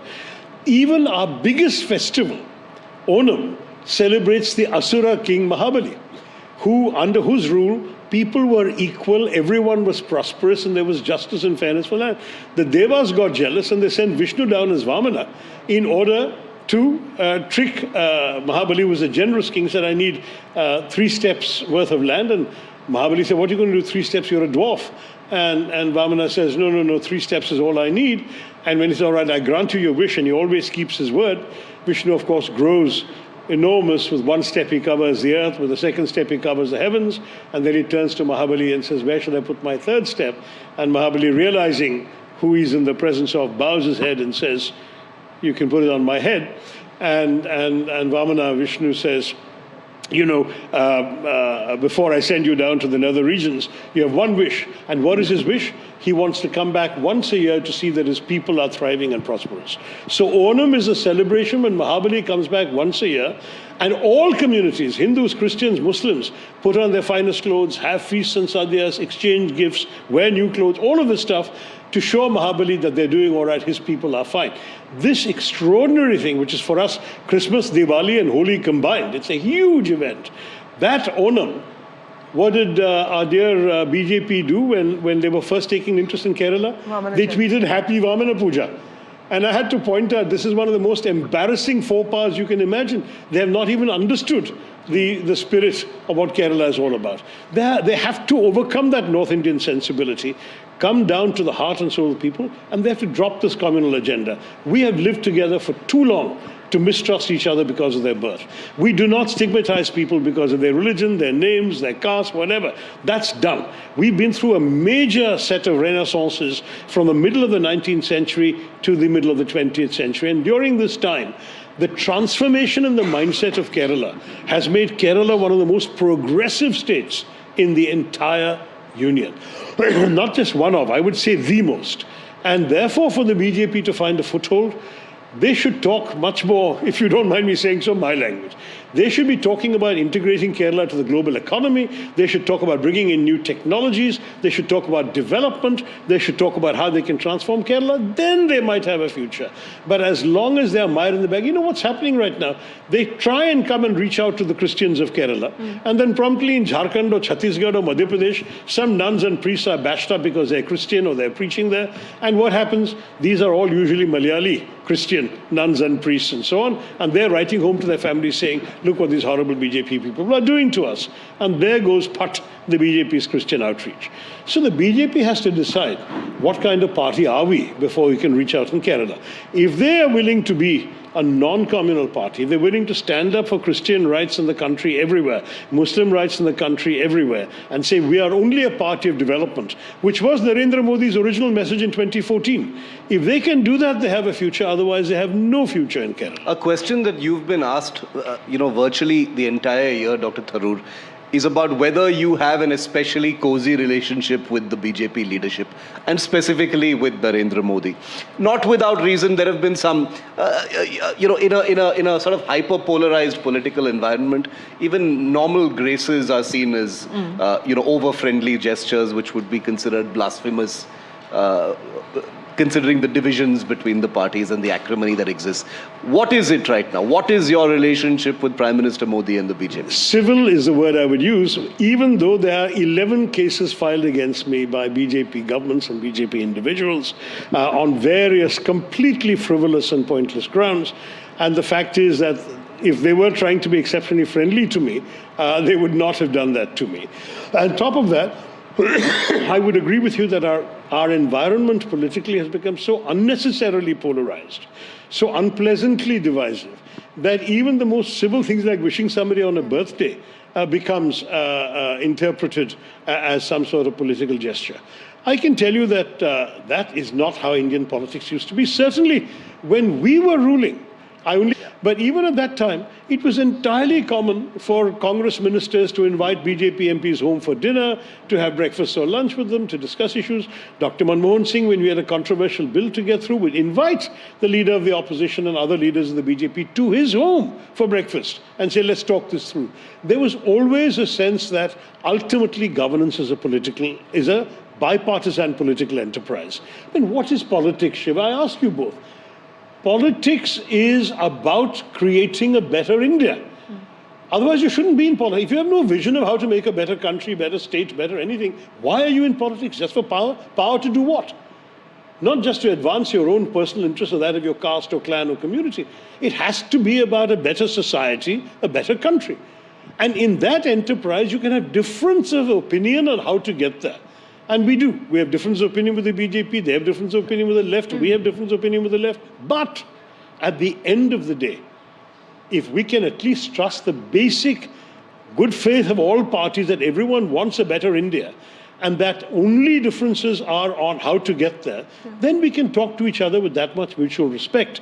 And if we can persuade them that on a particular issue they should work with us, that'll be good for democracy, good for the country.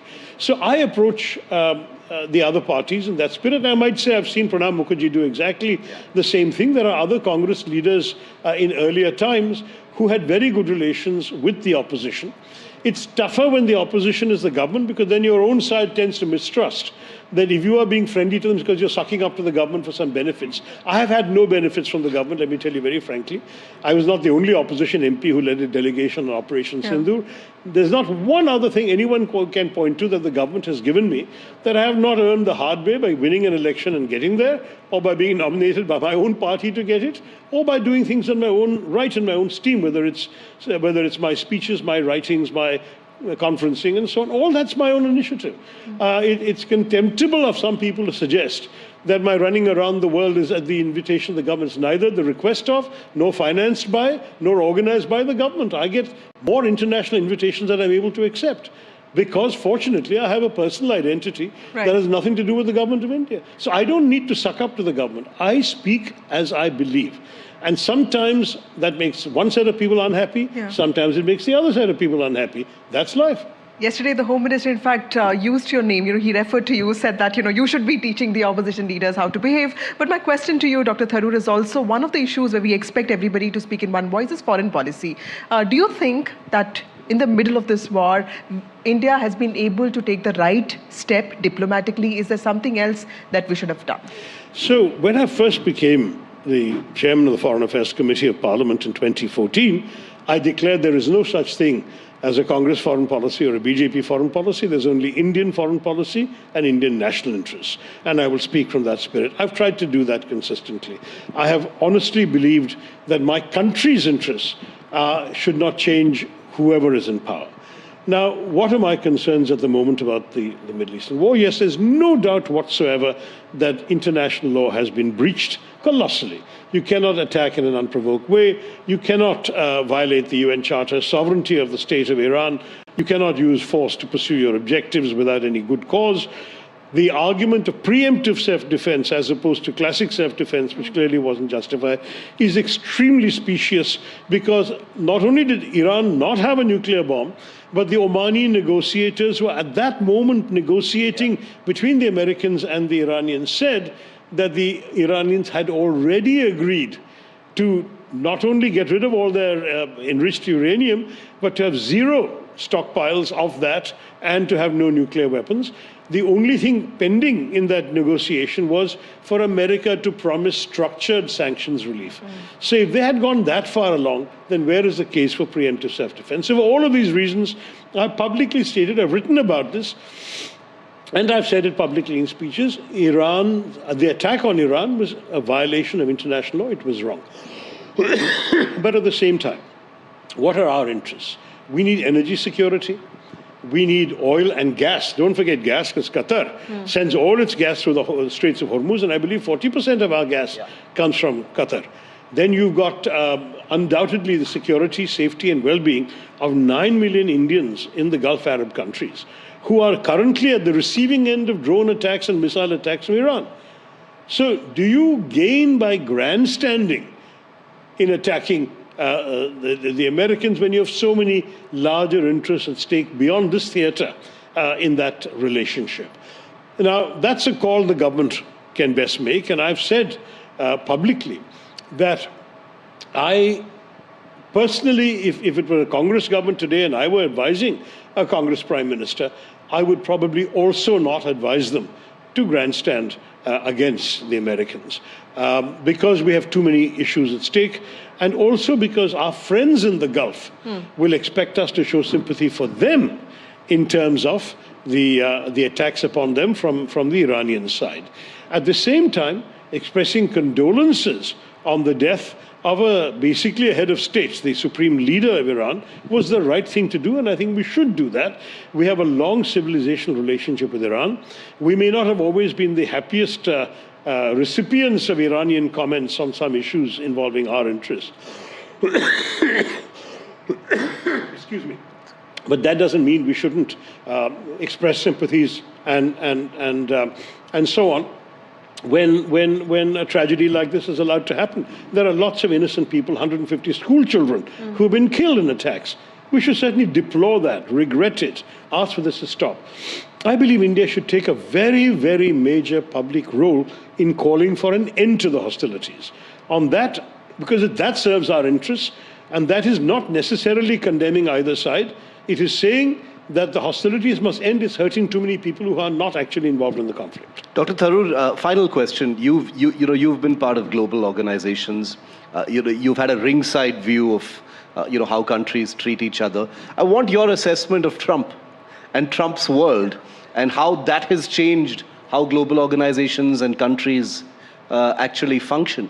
In 2 weeks of this war, he has proven to be very malleable in terms of what his war aims really are. So what does Dr. Tharoor think of how Trump malleable is a very polite word. He's been completely unpredictable, contradictory.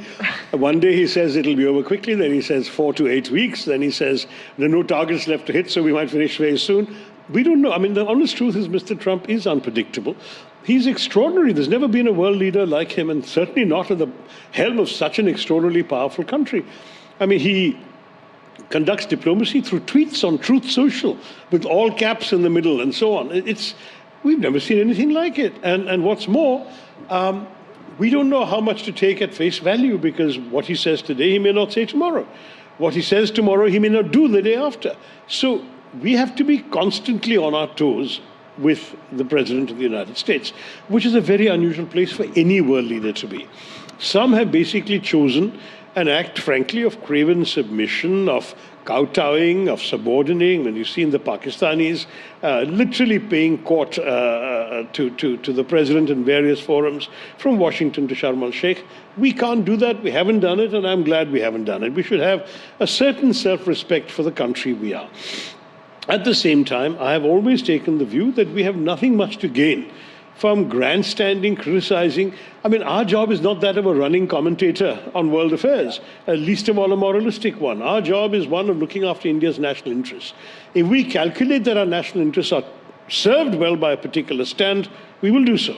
If we say, hey, we have too much at stake here, we're not going to take a risk to offend somebody who could tomorrow turn around and slap 50% tariffs on us or whatever, then I think we have to exercise some self-restraint. At the end of the day, you have the sort of temporary gratification of having spoken your mind, got some headlines, won the applause of an echo chamber. I don't know whether at the end of the day you will have served your people and your country better. Remember that a lot of foreign policy stances in a complex democracy like India also has a domestic message. There are constituencies that political leaders have to aim at when they say or do certain things. When the costs were lower, you can say something to appease a particular section of your society, a particular religion, a particular sect, whatever. But when you have very high costs, then the political benefits of the one versus the costs of the other have to be weighed maturely. And that is what I believe the government needs to do, and so far I would say seems to have been doing. Now I understand my party has been very critical, and I believe they have every right to do so. They made a strong case. Others have made persuasive arguments along these lines. I am very open-minded. I will listen to what they have to say. But so far, I have to be convinced, in my personal capacity, whatever the party does, I'm a good soldier of the party, I go along. But my personal capacity, I have to be convinced, before I say or do something, that it advances the interests of my nation and my people. That's my only yardstick. That's such a beautiful line to end the session on. Thank you, Dr. Tharoor, for being so authentic and candid with us, and all the best. Aren't I always? Yes, all the best for your Kerala campaign. We look forward to seeing you on the campaign trail. Yes, we hope we get to NDTV see every constituency as is being expected of you as well. Well, come to any one of them, you might find me somewhere. The truth is you have 5 states to cover. Yeah. How much attention you'll give Kerala, I don't know, but I believe on NDTV we'll be giving it a lot of attention. We'll have a lot of interesting stories to reveal. Take care. All the best. Thank you, Dr. Tharoor. Thank you.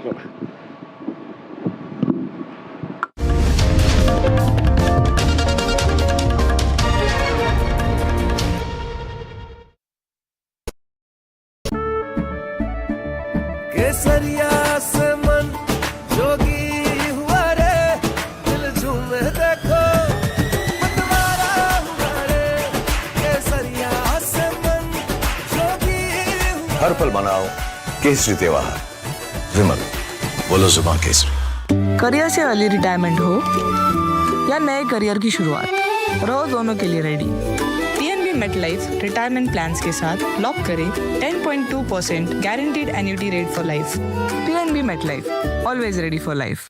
आपको शायद पता नहीं होगा, अपार ने INS Vikrant के लिए 150 से ज्यादा तरह के केबल्स बनाए हैं। देश के टॉर्पीडोस में भी हैं अपार के केबल्स। वंदे भारत भी अपार के केबल से ही स्पीड पकड़ती है, और यही वायर्स और केबल्स हमारे घरों को भी पावर करते हैं। विश्वास इसमें अपार, तभी तो ये है देश का तार।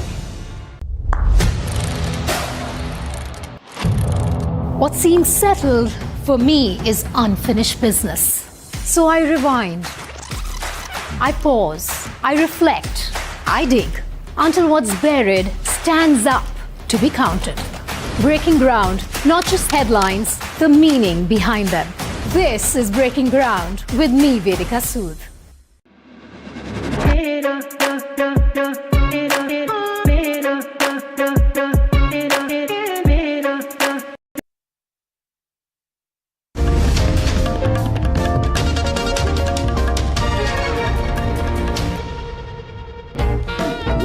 Where the Congress party was deciding its strategy, you keep saying Team UDF, Team UDF. You've gone on a yatra. You've all announced guarantees. Do you watch cricket? As India celebrates Sanju Samson? We all like cricket, especially this cricket. Sanju Samson was the star. Sanju Samson was the star, but Surya Kumar Yadav was the captain. He's the captain. Who is the captain of Team UDF? Are you the Surya Kumar Yadav of Team UDF? The politics, especially the Congress politics, is entirely different from cricket. Cricket is a captain, but the Congress politics, while we are facing the election, across the country, we are not announcing the Chief Minister candidate. Only after the election, we are selecting the Chief Minister candidate. There is a procedure to select that. Before election, my responsibility, I'm interested to bring back the UDF into power. So my duty is to coordinate all the leaders, all the coalition partners, and work among the people, and we have to bring it back. You have to bring it back. But the problem, some would say, is it a disadvantage to go with collective leadership? And I'm asking you this serious question as we will go from the sensational to the substantial as well. Against a personality like Pinarayi Vijayan, is it important to have another personality to challenge that in an election like this? You've seen many elections. In fact, your margin of victory in every election since 2001 has been higher than the previous one. Do you believe it's a disadvantage? Do you think it's time that there has to be categorical clarity? This is a party procedure. If I have my own opinion, there is no relevance on that. But collective leadership is good, because if I am taking a decision, it has to be discussed with the other leaders also. Then after the interactions with the other leaders, when we are reaching a conclusion, it will be good. All the merits and demerits will be discussed. Then while we are reaching a conclusion, it will be good. The collective leadership is having an advantage. And Congress is very lucky in Kerala. We have a galaxy of leadership. You are saying that you have lots of leadership. You see, I come from Karnataka. And you know what's happening there in Karnataka? In 2023, the Congress had a sweeping victory. For the last 3 years, we are only discussing if there is going to be a change of power, etc. Now, let me throw a googly at you. Do you believe 3 years down the line, we will be discussing internal Congress power politics if the UDF comes to power? No. For me, I have already told you that I am interested to bring back. There is an assignment. After completing the assignment, whatever the party decides, I will go with that. No complaint, nothing will be there. All the leaders we are very close to each other. Our families are very close to each other. We can settle ourselves very easily in Kerala. We have been working for a long time. For the last 4 or 5 decades, everybody knows each other. So we have a very good relation, just like a family relation. We can settle ourselves. I don't think that there will be any problem. Anyway, from my part, nothing will be there. From your part, nothing will be there. So tell me something. Let me delve a little bit on the personal before I go into the ideological and substantial issues. You say you're all personal friends. How is a conversation behind the scenes like? Like, for instance, when you are having a conversation with each other in terms of your party and your structure, is it about individual importance, and is that target that eventually who's going to be the king matter, or is it still just a personal conversation at the moment? You keep it all aside. We are all human beings. That may be in their minds. But behind the scene, we are debating on every subject. Then we are reaching on a conclusion. Nothing more than. Nothing more. And so tell me, last question on this subject before I go forward. The decision yesterday by the CEC that none of the MPs will contest the elections, is that a clear message that it's... CEC have not taken such a decision. Okay. They have to take a decision on that. Okay. I think within 3 or 4 days, the Congress High Command will take a decision regarding the contest of the MPs. They will take a decision. But given the kind of MPs that you have, the fact that Congress has been really powerful, do you believe that it's an advantage, or should it be the local leadership? What should be the consideration for the Congress in terms of strategy as you enter as this election season? Selecting candidates. Yes. Selecting candidates, we have a method. We will invite the applications from the leaders, those who are interested in the contesting in the election.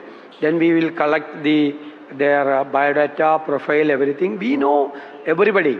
We know all the constituencies. We know all the 140 constituencies, their political and social balances, everything. So who will be the best? The winnability will be the main criteria, and also the social balance. So in that winnability criteria and the question that I was asking, do you think it's an advantage to have national leaders contest an assembly election, or do you believe that it should be left to the state leadership? I don't have any objection if some national leader is contesting. I don't have any objection. But we have to take a decision on that, whether the MPs can contest or not. Okay. More MPs are interested. If the party allows, they will contest. Then the High Command has to take a decision on that. Then single opinion is not, there is an impropriety if I am saying my own opinion.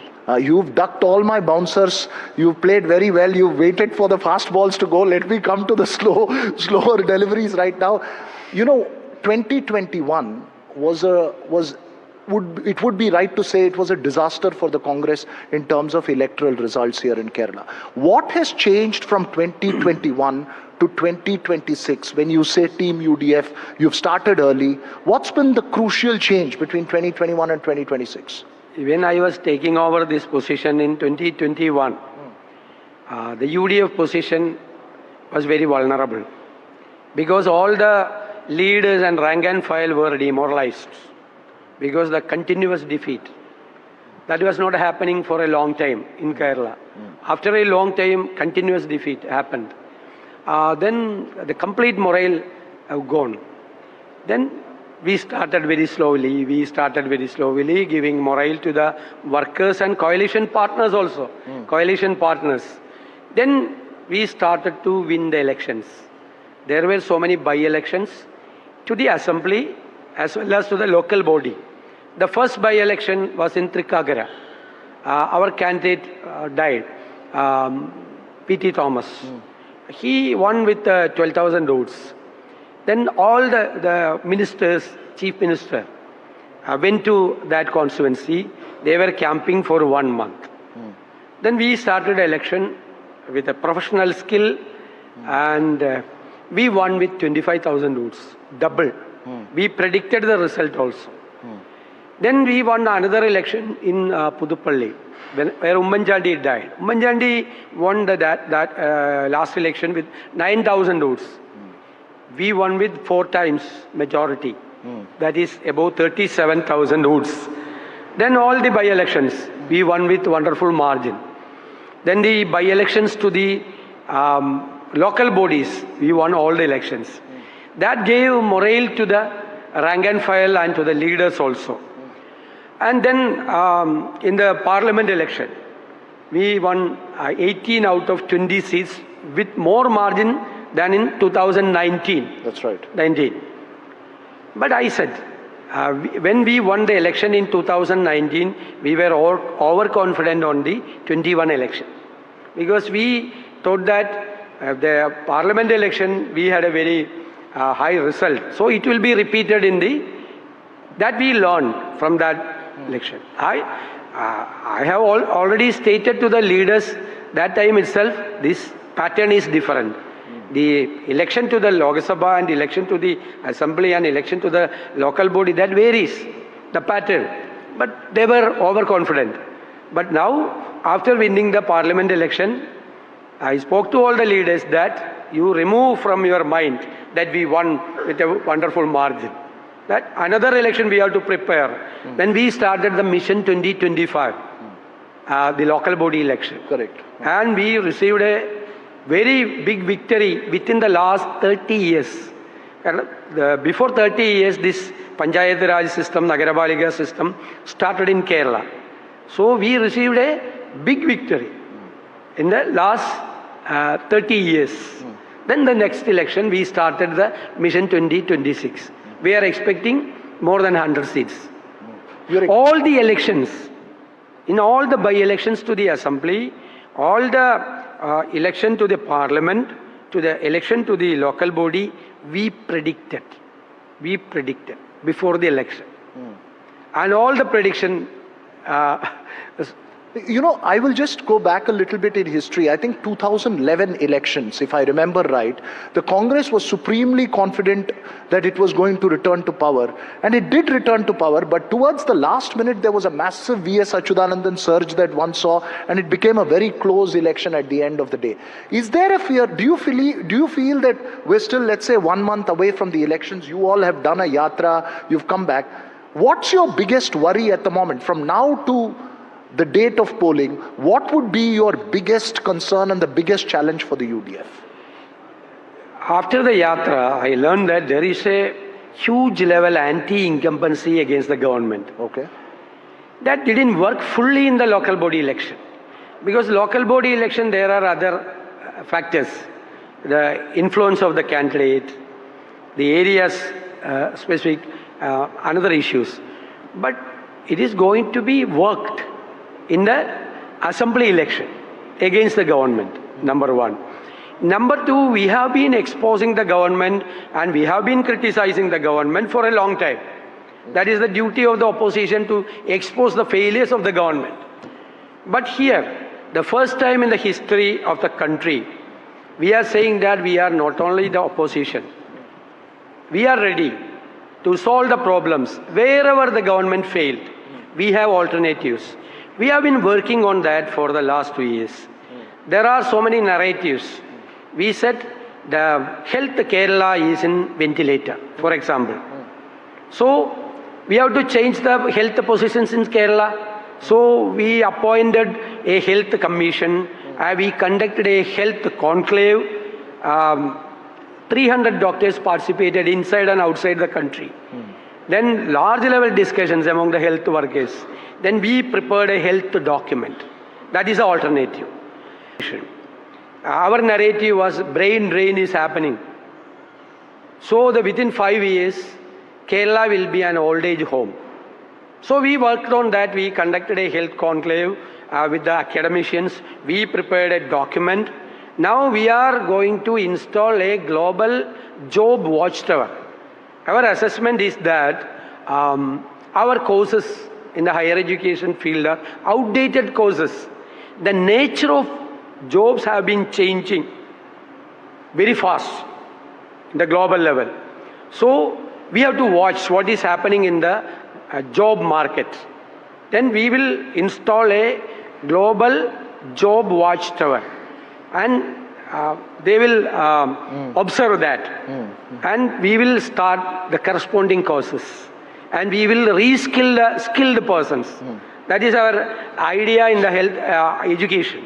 So, you know, I'm sorry to interrupt you here.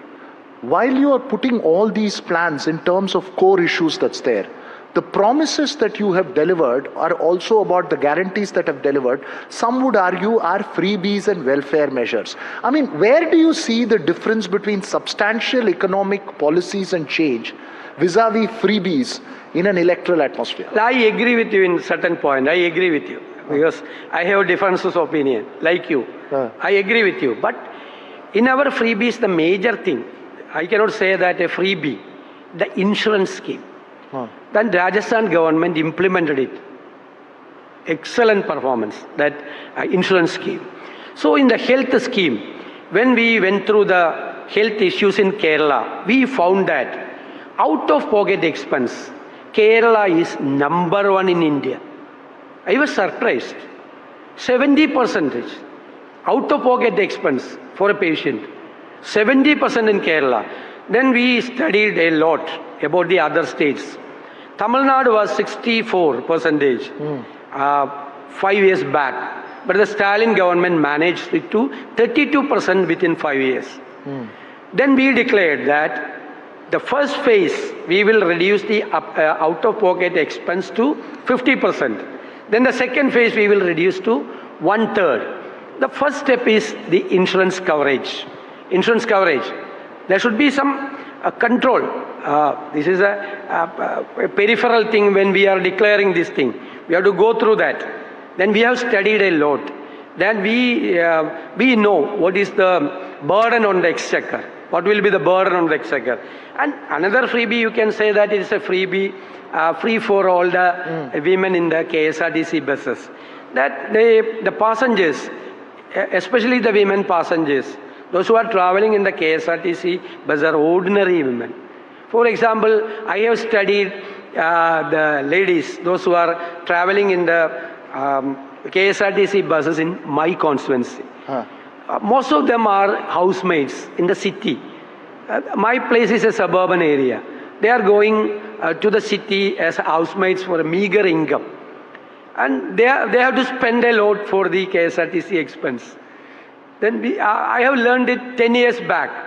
Then when I get an opportunity, I said we have to give free, that they will be happy for that. Then we have to give the subsidies. At the same time, we have to make some projects to make the KSRTC self-reliant. We have certain schemes for the KSRTC, for the KSCB, LCT Board, and the Kerala State Civil Supplies Corporation, for making all these corporations self-reliant. For another thing, the price rise. Kerala is #1 in the country. #1. For the last 12 months, government cannot intervene in the market. Market intervention is very poor because they have to pay huge amount to the Civil Supplies Corporation.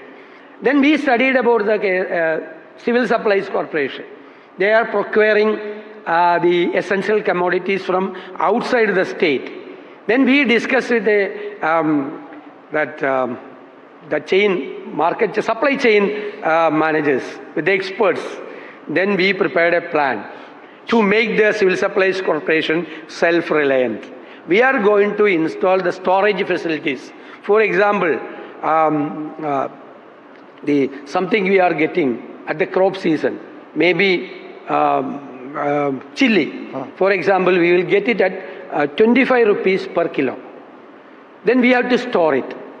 Then at the off-season, promises are after detailed study of the situation, not just a copy from Karnataka. Correct. Is that right? Right. But to an outside audience, from national perspective, we say, okay, this worked in Karnataka, this worked in Telangana, and the same thing has been put in here. But we have studied from there also. For example, the insurance scheme from Rajasthan, what happened there? It was successful, whether it was successful or not.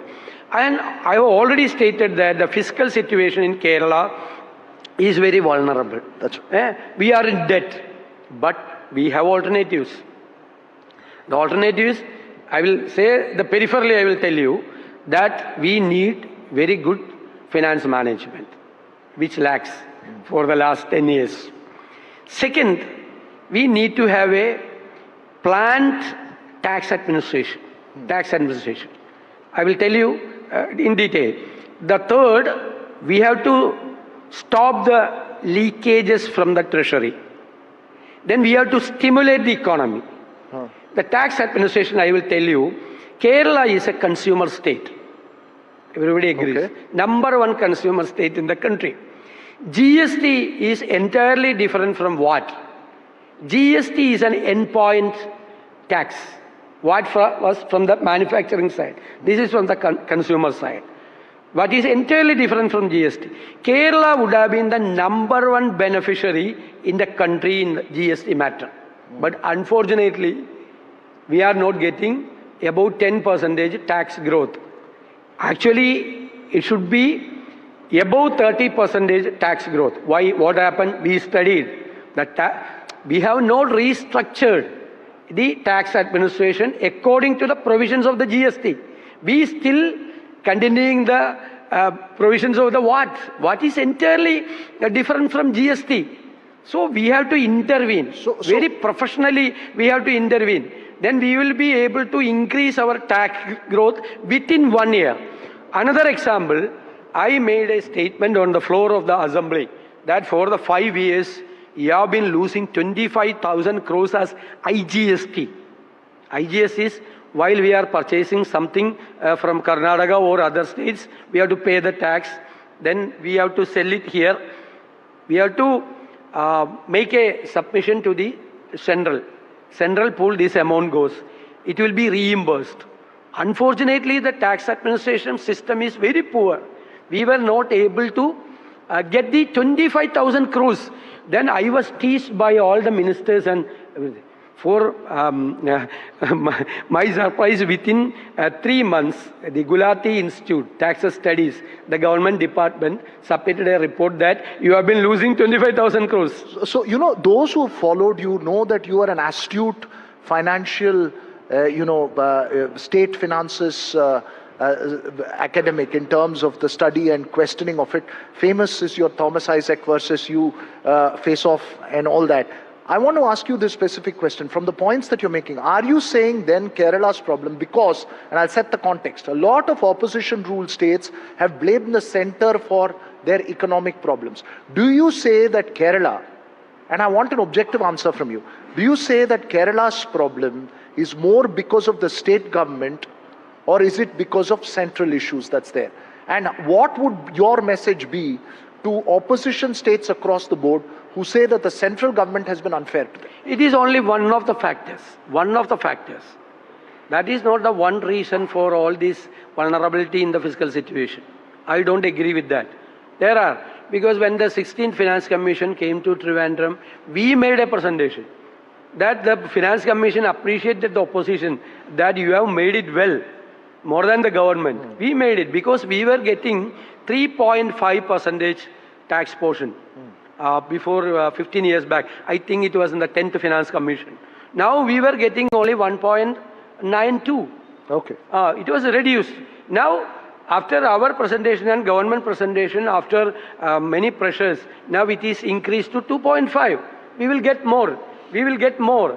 And we have to get the due share to the states, because GST 50% is going to the center. 50% only is getting the state. So we have to get the due share. That we will fight for that. But I cannot say that this is the only reason for this vulnerability. You are saying that it cannot just be the state government. My final question as we go along on this welfare schemes topic, before I move further to another topic, is, are you confident that you will be able to deliver the promises that the UDF has made? Because if the UDF comes to power, because we've had two experiments. One is in Karnataka, where the promises were delivered largely, but it's under serious question right now in terms of the viability for how long in perpetuity. The other is Telangana, where the government has been struggling to fulfill some of the promises. Will Kerala be able to deliver if the UDF comes to power on the promises that have been? We have studied a lot that the burden on the exchequer, each declaration, what will be the burden on the exchequer, how can we manage? We know the fiscal situation in Kerala more than the government. For example, I have been watching this thing as an MLA for the last 25 years. We know everything regarding the fiscal position. Sorry to interrupt you. The reason why I'm asking you this question is that we will leave the Chief Minister's decision to the High Command, but you are most likely going to be the Finance Minister. You have to handle this. No. The thing is that the problem with regard to the exchequer, the prime duty of a state is to fill the exchequer, to collect the tax, in a rational manner, without affecting. As Chanakya said in Arthashastra, just a butterfly is taking honey from the flower. The flower doesn't feel that the butterfly is taking something from the flower. Just like the government has to impose the tax on the people. The people, without knowing, we have to take the tax. Then the tax administration is also very important. We have to fill the exchequer. Then only we will be able to implement all these programs. Otherwise, as you said, it will be failed. Okay. It will be failed. So when you make all this point, and I want to go to the larger international conflict that's playing out, and the conflict in West Asia, it's not clear how long, how prolonged will be there. Kerala, large remittances, largely interlinked to the Gulf. What do you believe the economic impact will be, and also the ideological, political impact of the conflict that's playing out in the Gulf? Definitely, we have to study a lot regarding the implications. Nowadays, since it is a global village, whatever is happening anywhere in the world, it will affect the entire world. You know that the Ukraine war affected the entire oil system and everything. Now the scarcity of the gases started across the country. even though the government assured that there won't be any Do you think problem. it will impact the elections here? Pardon? Do you think it will impact the elections? Definitely it will impact. The gas cylinder LPG gas cylinder is very important.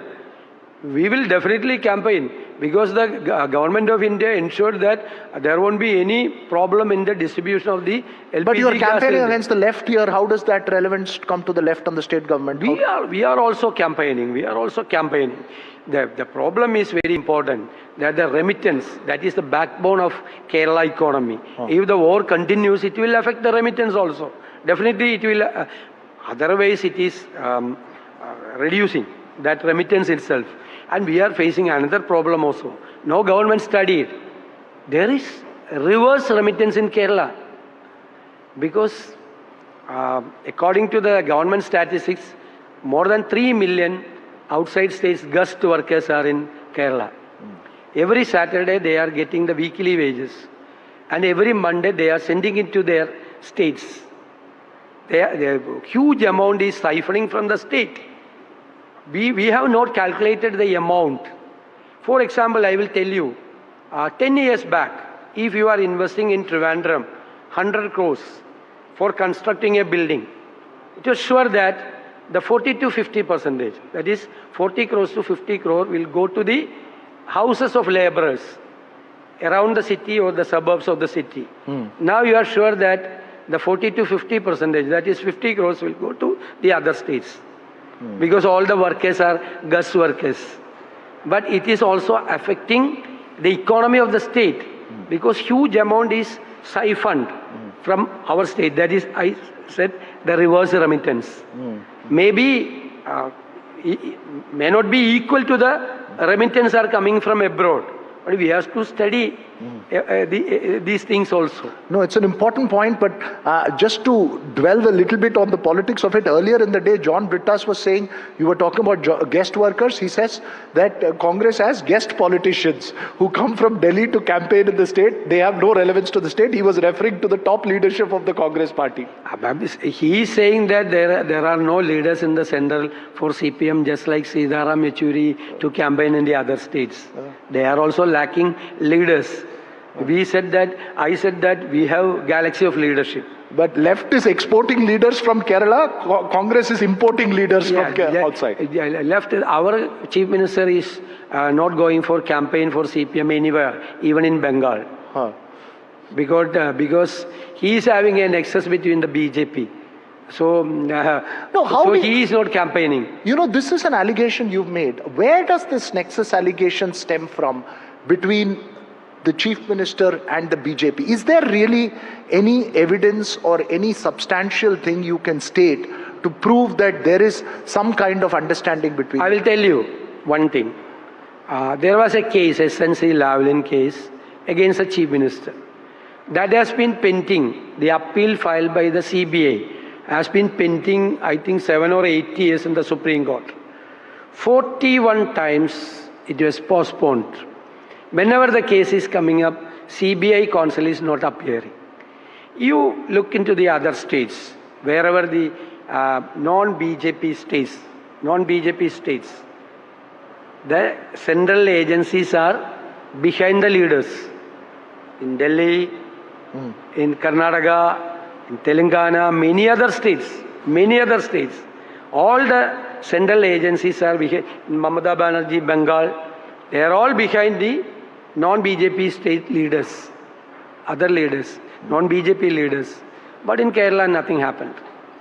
So you are saying that that's a tacit kind of understanding that's there. Well, many would question, because even the corruption allegations that the Congress has made, and you've gone to courts as well, you've not been able to substantially, convincingly prove it. Is it merely a political allegation? It seems on the periphery as a mere political allegation. We have proved it, but the court said that there was no corruption. It is too late to intervene. Court never said that there is no corruption in those cases. But it is too late to intervene because the project is completed. The project is completed. After that, we got materials to prove that it was corruption. In public perception, has it become genuinely an issue? Is it genuinely an issue in public perception, corruption? Definitely it is there. Definitely it is there. For example, there are CAG reports. In the pandemic situation, this government-owned Medical Services Corporation supplied outdated medicines, which is fatal to the people. And it was distributed in the government hospitals. We made allegation. That was approved by the CAG report. Okay. There is a clear case. The outdated medicines were supplied. In the country, the biggest commission for the outdated medicines. The percentage of the outdated medicines commission is 80%. Because according to the rules, they have to destroy the pharmaceutical companies have to destroy the outdated medicine. These people are buying the outdated medicine. So when they are getting 100 crores, they are giving it back to 80 crores, 80% commission. The biggest commission, pharmaceutical, this outdated medicine business. They have distributed in the pandemic situation. No, so when you make that point, and I want to move away because it's a contentious issue, right? Anywhere allegations till it's substantially proven is a matter in question. But let me move to the other big question. We were talking about the West Asia conflict as well.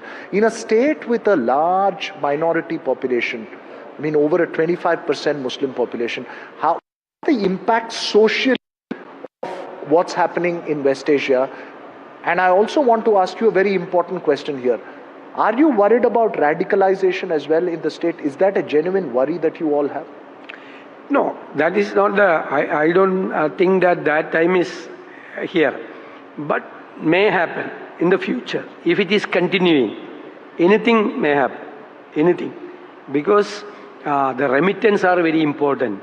And job security are very important. The families are in trouble now. All the families are in trouble. Not only the minority communities, all the communities are abroad. For example, not only the Muslims, the Christian community, they are all outside the Gulf area and Hindu community, major percentage of the Hindu community members are in abroad. GCC is absorbing irrespective of the community and everything. In my family, there are so many persons in the Gulf. Although not the religious wise. Gulf is absorbing everybody. So all the families are in trouble. When there is an insecurity in the GCC, that will definitely affect the Kerala because a large diaspora is in Gulf. No, so you make that point, and the reason why I asked you about radicalization, the question is that on the one hand, the UDF claims to be the defender of secularism. But the question that's raised by the BJP and the left is also your alliance partner IUML. It's a party which is dependent on identity politics based on a religious identity. How do you then justify that it's a secularism? Would you concede that there is a communal element to it? It's a very good question. I appreciate you. I'll get an opportunity to explain. For the last 4 decades, the IUML were with us. Before that, they were with the CPM. When they were with the CPM, they were secular. When they were with UDF, the CPM is saying that they are communal. For example, after the 21 election, there were some unrest in the UDF. So the CPM tried a lot to get the IUML to the LDF. Then I will show you the statements made by the CPM leaders that IUML is secular. IUML is good party. But after some time, the IUML leader Panakkad Sadiq Ali Shihab Thangal made a statement, categorical statement, that there are 1,000 reasons to remain in the UDF for IUML. There is not even one reason to go to the LDF. There is not even one reason to go. Then everything closed. Then the CPM started. Then they became the communal party. Till then, they were secular party. I have a question to the Kerala public. They have taken a strong secular stand in all the time. For example, after the demolition of the Babri Masjid, across the country there were riots. But I am Shihab Tangal has taken a strong stand. Be with the brothers, Hindu brothers.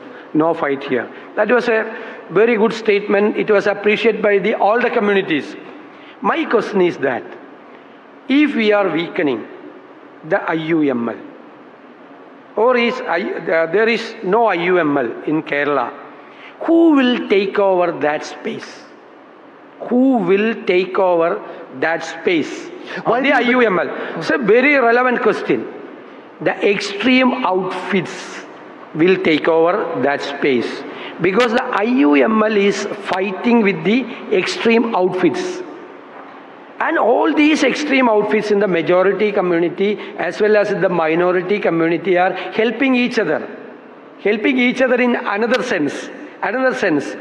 If somebody in the minority community extreme outfits are doing some mischief, it will help the others.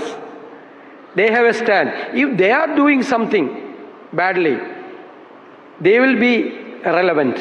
So they are helping indirectly each other. So my question is very clear. If they are weakened in a particular situation, that space will be taken over by the extreme outfits. Why can the Congress not play that space? If you are truly secular, why is it that the Congress cannot play that space? They have been in the party as a party, they have been working for a long time. In that area, their area, they have been doing a lot of charity work. Maybe the Indian Union Muslim League may be the #1 party in India doing the charity work in a huge level. Okay.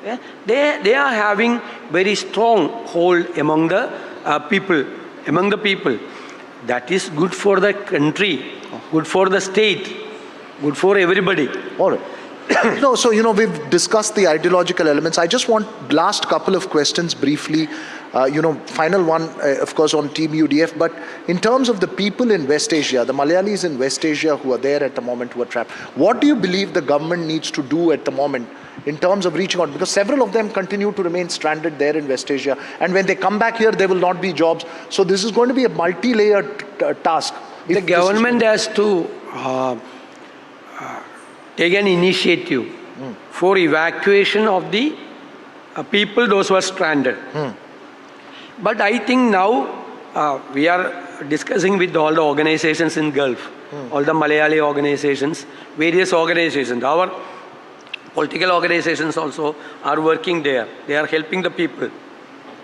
But there is no such situation now there is an insecurity, what may happen in the future. But still today, there is no problem. Okay. They are feeling that it will be finished within few days. But the government of India has to take a stand, international stand also, to stop the war. They have to take initiative. Right. They have to take initiative. In all the days when Rajiv Gandhi was there, Indira Gandhi was there, we used to take initiative. But unfortunately, we are not talking to the world leaders.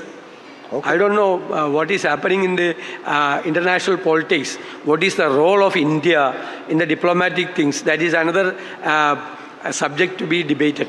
Right. So when you say initiative, is there a specific point of intervention in mind? Because it's easy to criticize, some would say difficult to actually act in a situation which is extremely delicate. Yeah, they have to take. India is having a legacy of intervening such issues. Intervening such issues in many times. We have intervened in the world matters. But unfortunately, there is no sign from Delhi. Okay, they are only watching. You're saying no sign from Delhi. As I finish this conversation very briefly, you keep saying Team UDF, Team UDF. It's a social coalition. I've asked you about the captain. I've asked you about the facets of Team UDF. Tell me, you're a voracious reader. You're also a trekker. Which is your most favorite trekking point, and which is the book you think Team UDF should be reading at the moment as it charts its election strategy? My favorite trekking point is Kabani. In Karnataka? Karnataka, Kabani. There are possibility to see the wildlife also. It's a very good place. Very good place. I like all the places in Kerala, the Periyar Tiger Reserve, Silent Valley, Parambikulam, Muttanga, and all the places. And in Tamil Nadu also there are Muttanga, there are a lot of places. I have trekked almost all the places. At the age of 18, I started with my friends. Then now it is a hobby. Whenever I get time, I used to go there. But what is the book you think Team UDF should be reading at the moment? What is it that you would give Mr. Chenitala, Mr. Tharoor and Mr. K.C. Venugopal to read? There are so many books to read. I used to read the fictions, the history books, the finance books. I used to update all finance books, everything. So my favorite writer is Orhan Pamuk. He is a Turkish writer. He is my favorite writer. And last year, I liked the book very much, that Arundhati Roy's Mother Mary Comes to Me. Okay. Yeah, that's a good book. Now I am suggesting this book to everybody. It's a very good book. All right, you made your book suggestion. All the best for the election campaign. It's going to be a tough campaign as you head into this. And perhaps at the end of the election campaign, once voting is over, before Congress politics comes up, if the UDF comes to power, you can maybe take a break in Karnataka's Kabini. And maybe you should discuss with DK Shivakumar also about what happens post-polls. No, definitely I will go to Kabini or somewhere. Definitely after the polling and the counting. If there is a time, I will go not only Kabini, many places.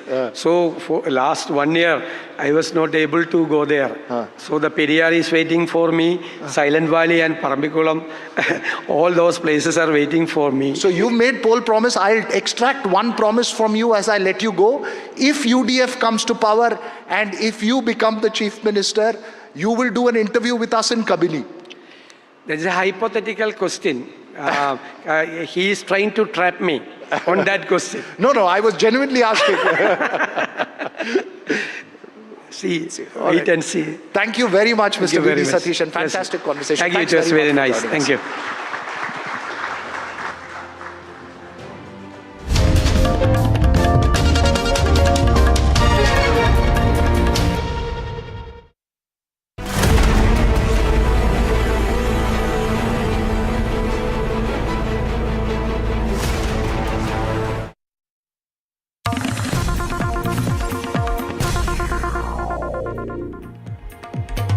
Let's get you breaking news coming in, and that is following high-level talks between the Indian External Affairs Minister S. Jaishankar and the Iranian Foreign Minister Abbas Araghchi. Iran has now agreed to allow Indian flag tankers to pass through the Strait of Hormuz. Special vessels are moving safely. In fact, there are two Indian tankers, the Pushpak and the Parimal, who have reportedly passed safely through the strait, even as vessels from the United States and Europe and Israel continue to face restrictions. So the Iranian side has now agreed to allow Indian-flagged oil tankers to pass through the Strait of Hormuz following the high-level diplomatic engagement. The understanding was reached after talks between the two foreign ministers, that is the minister here from India, the foreign minister also speaking with the Iranian foreign minister Araghchi, and at least two Indian tankers, Pushpak and Parimal, have already been reportedly moving safely through the strait, even as several vessels continue to face major restrictions.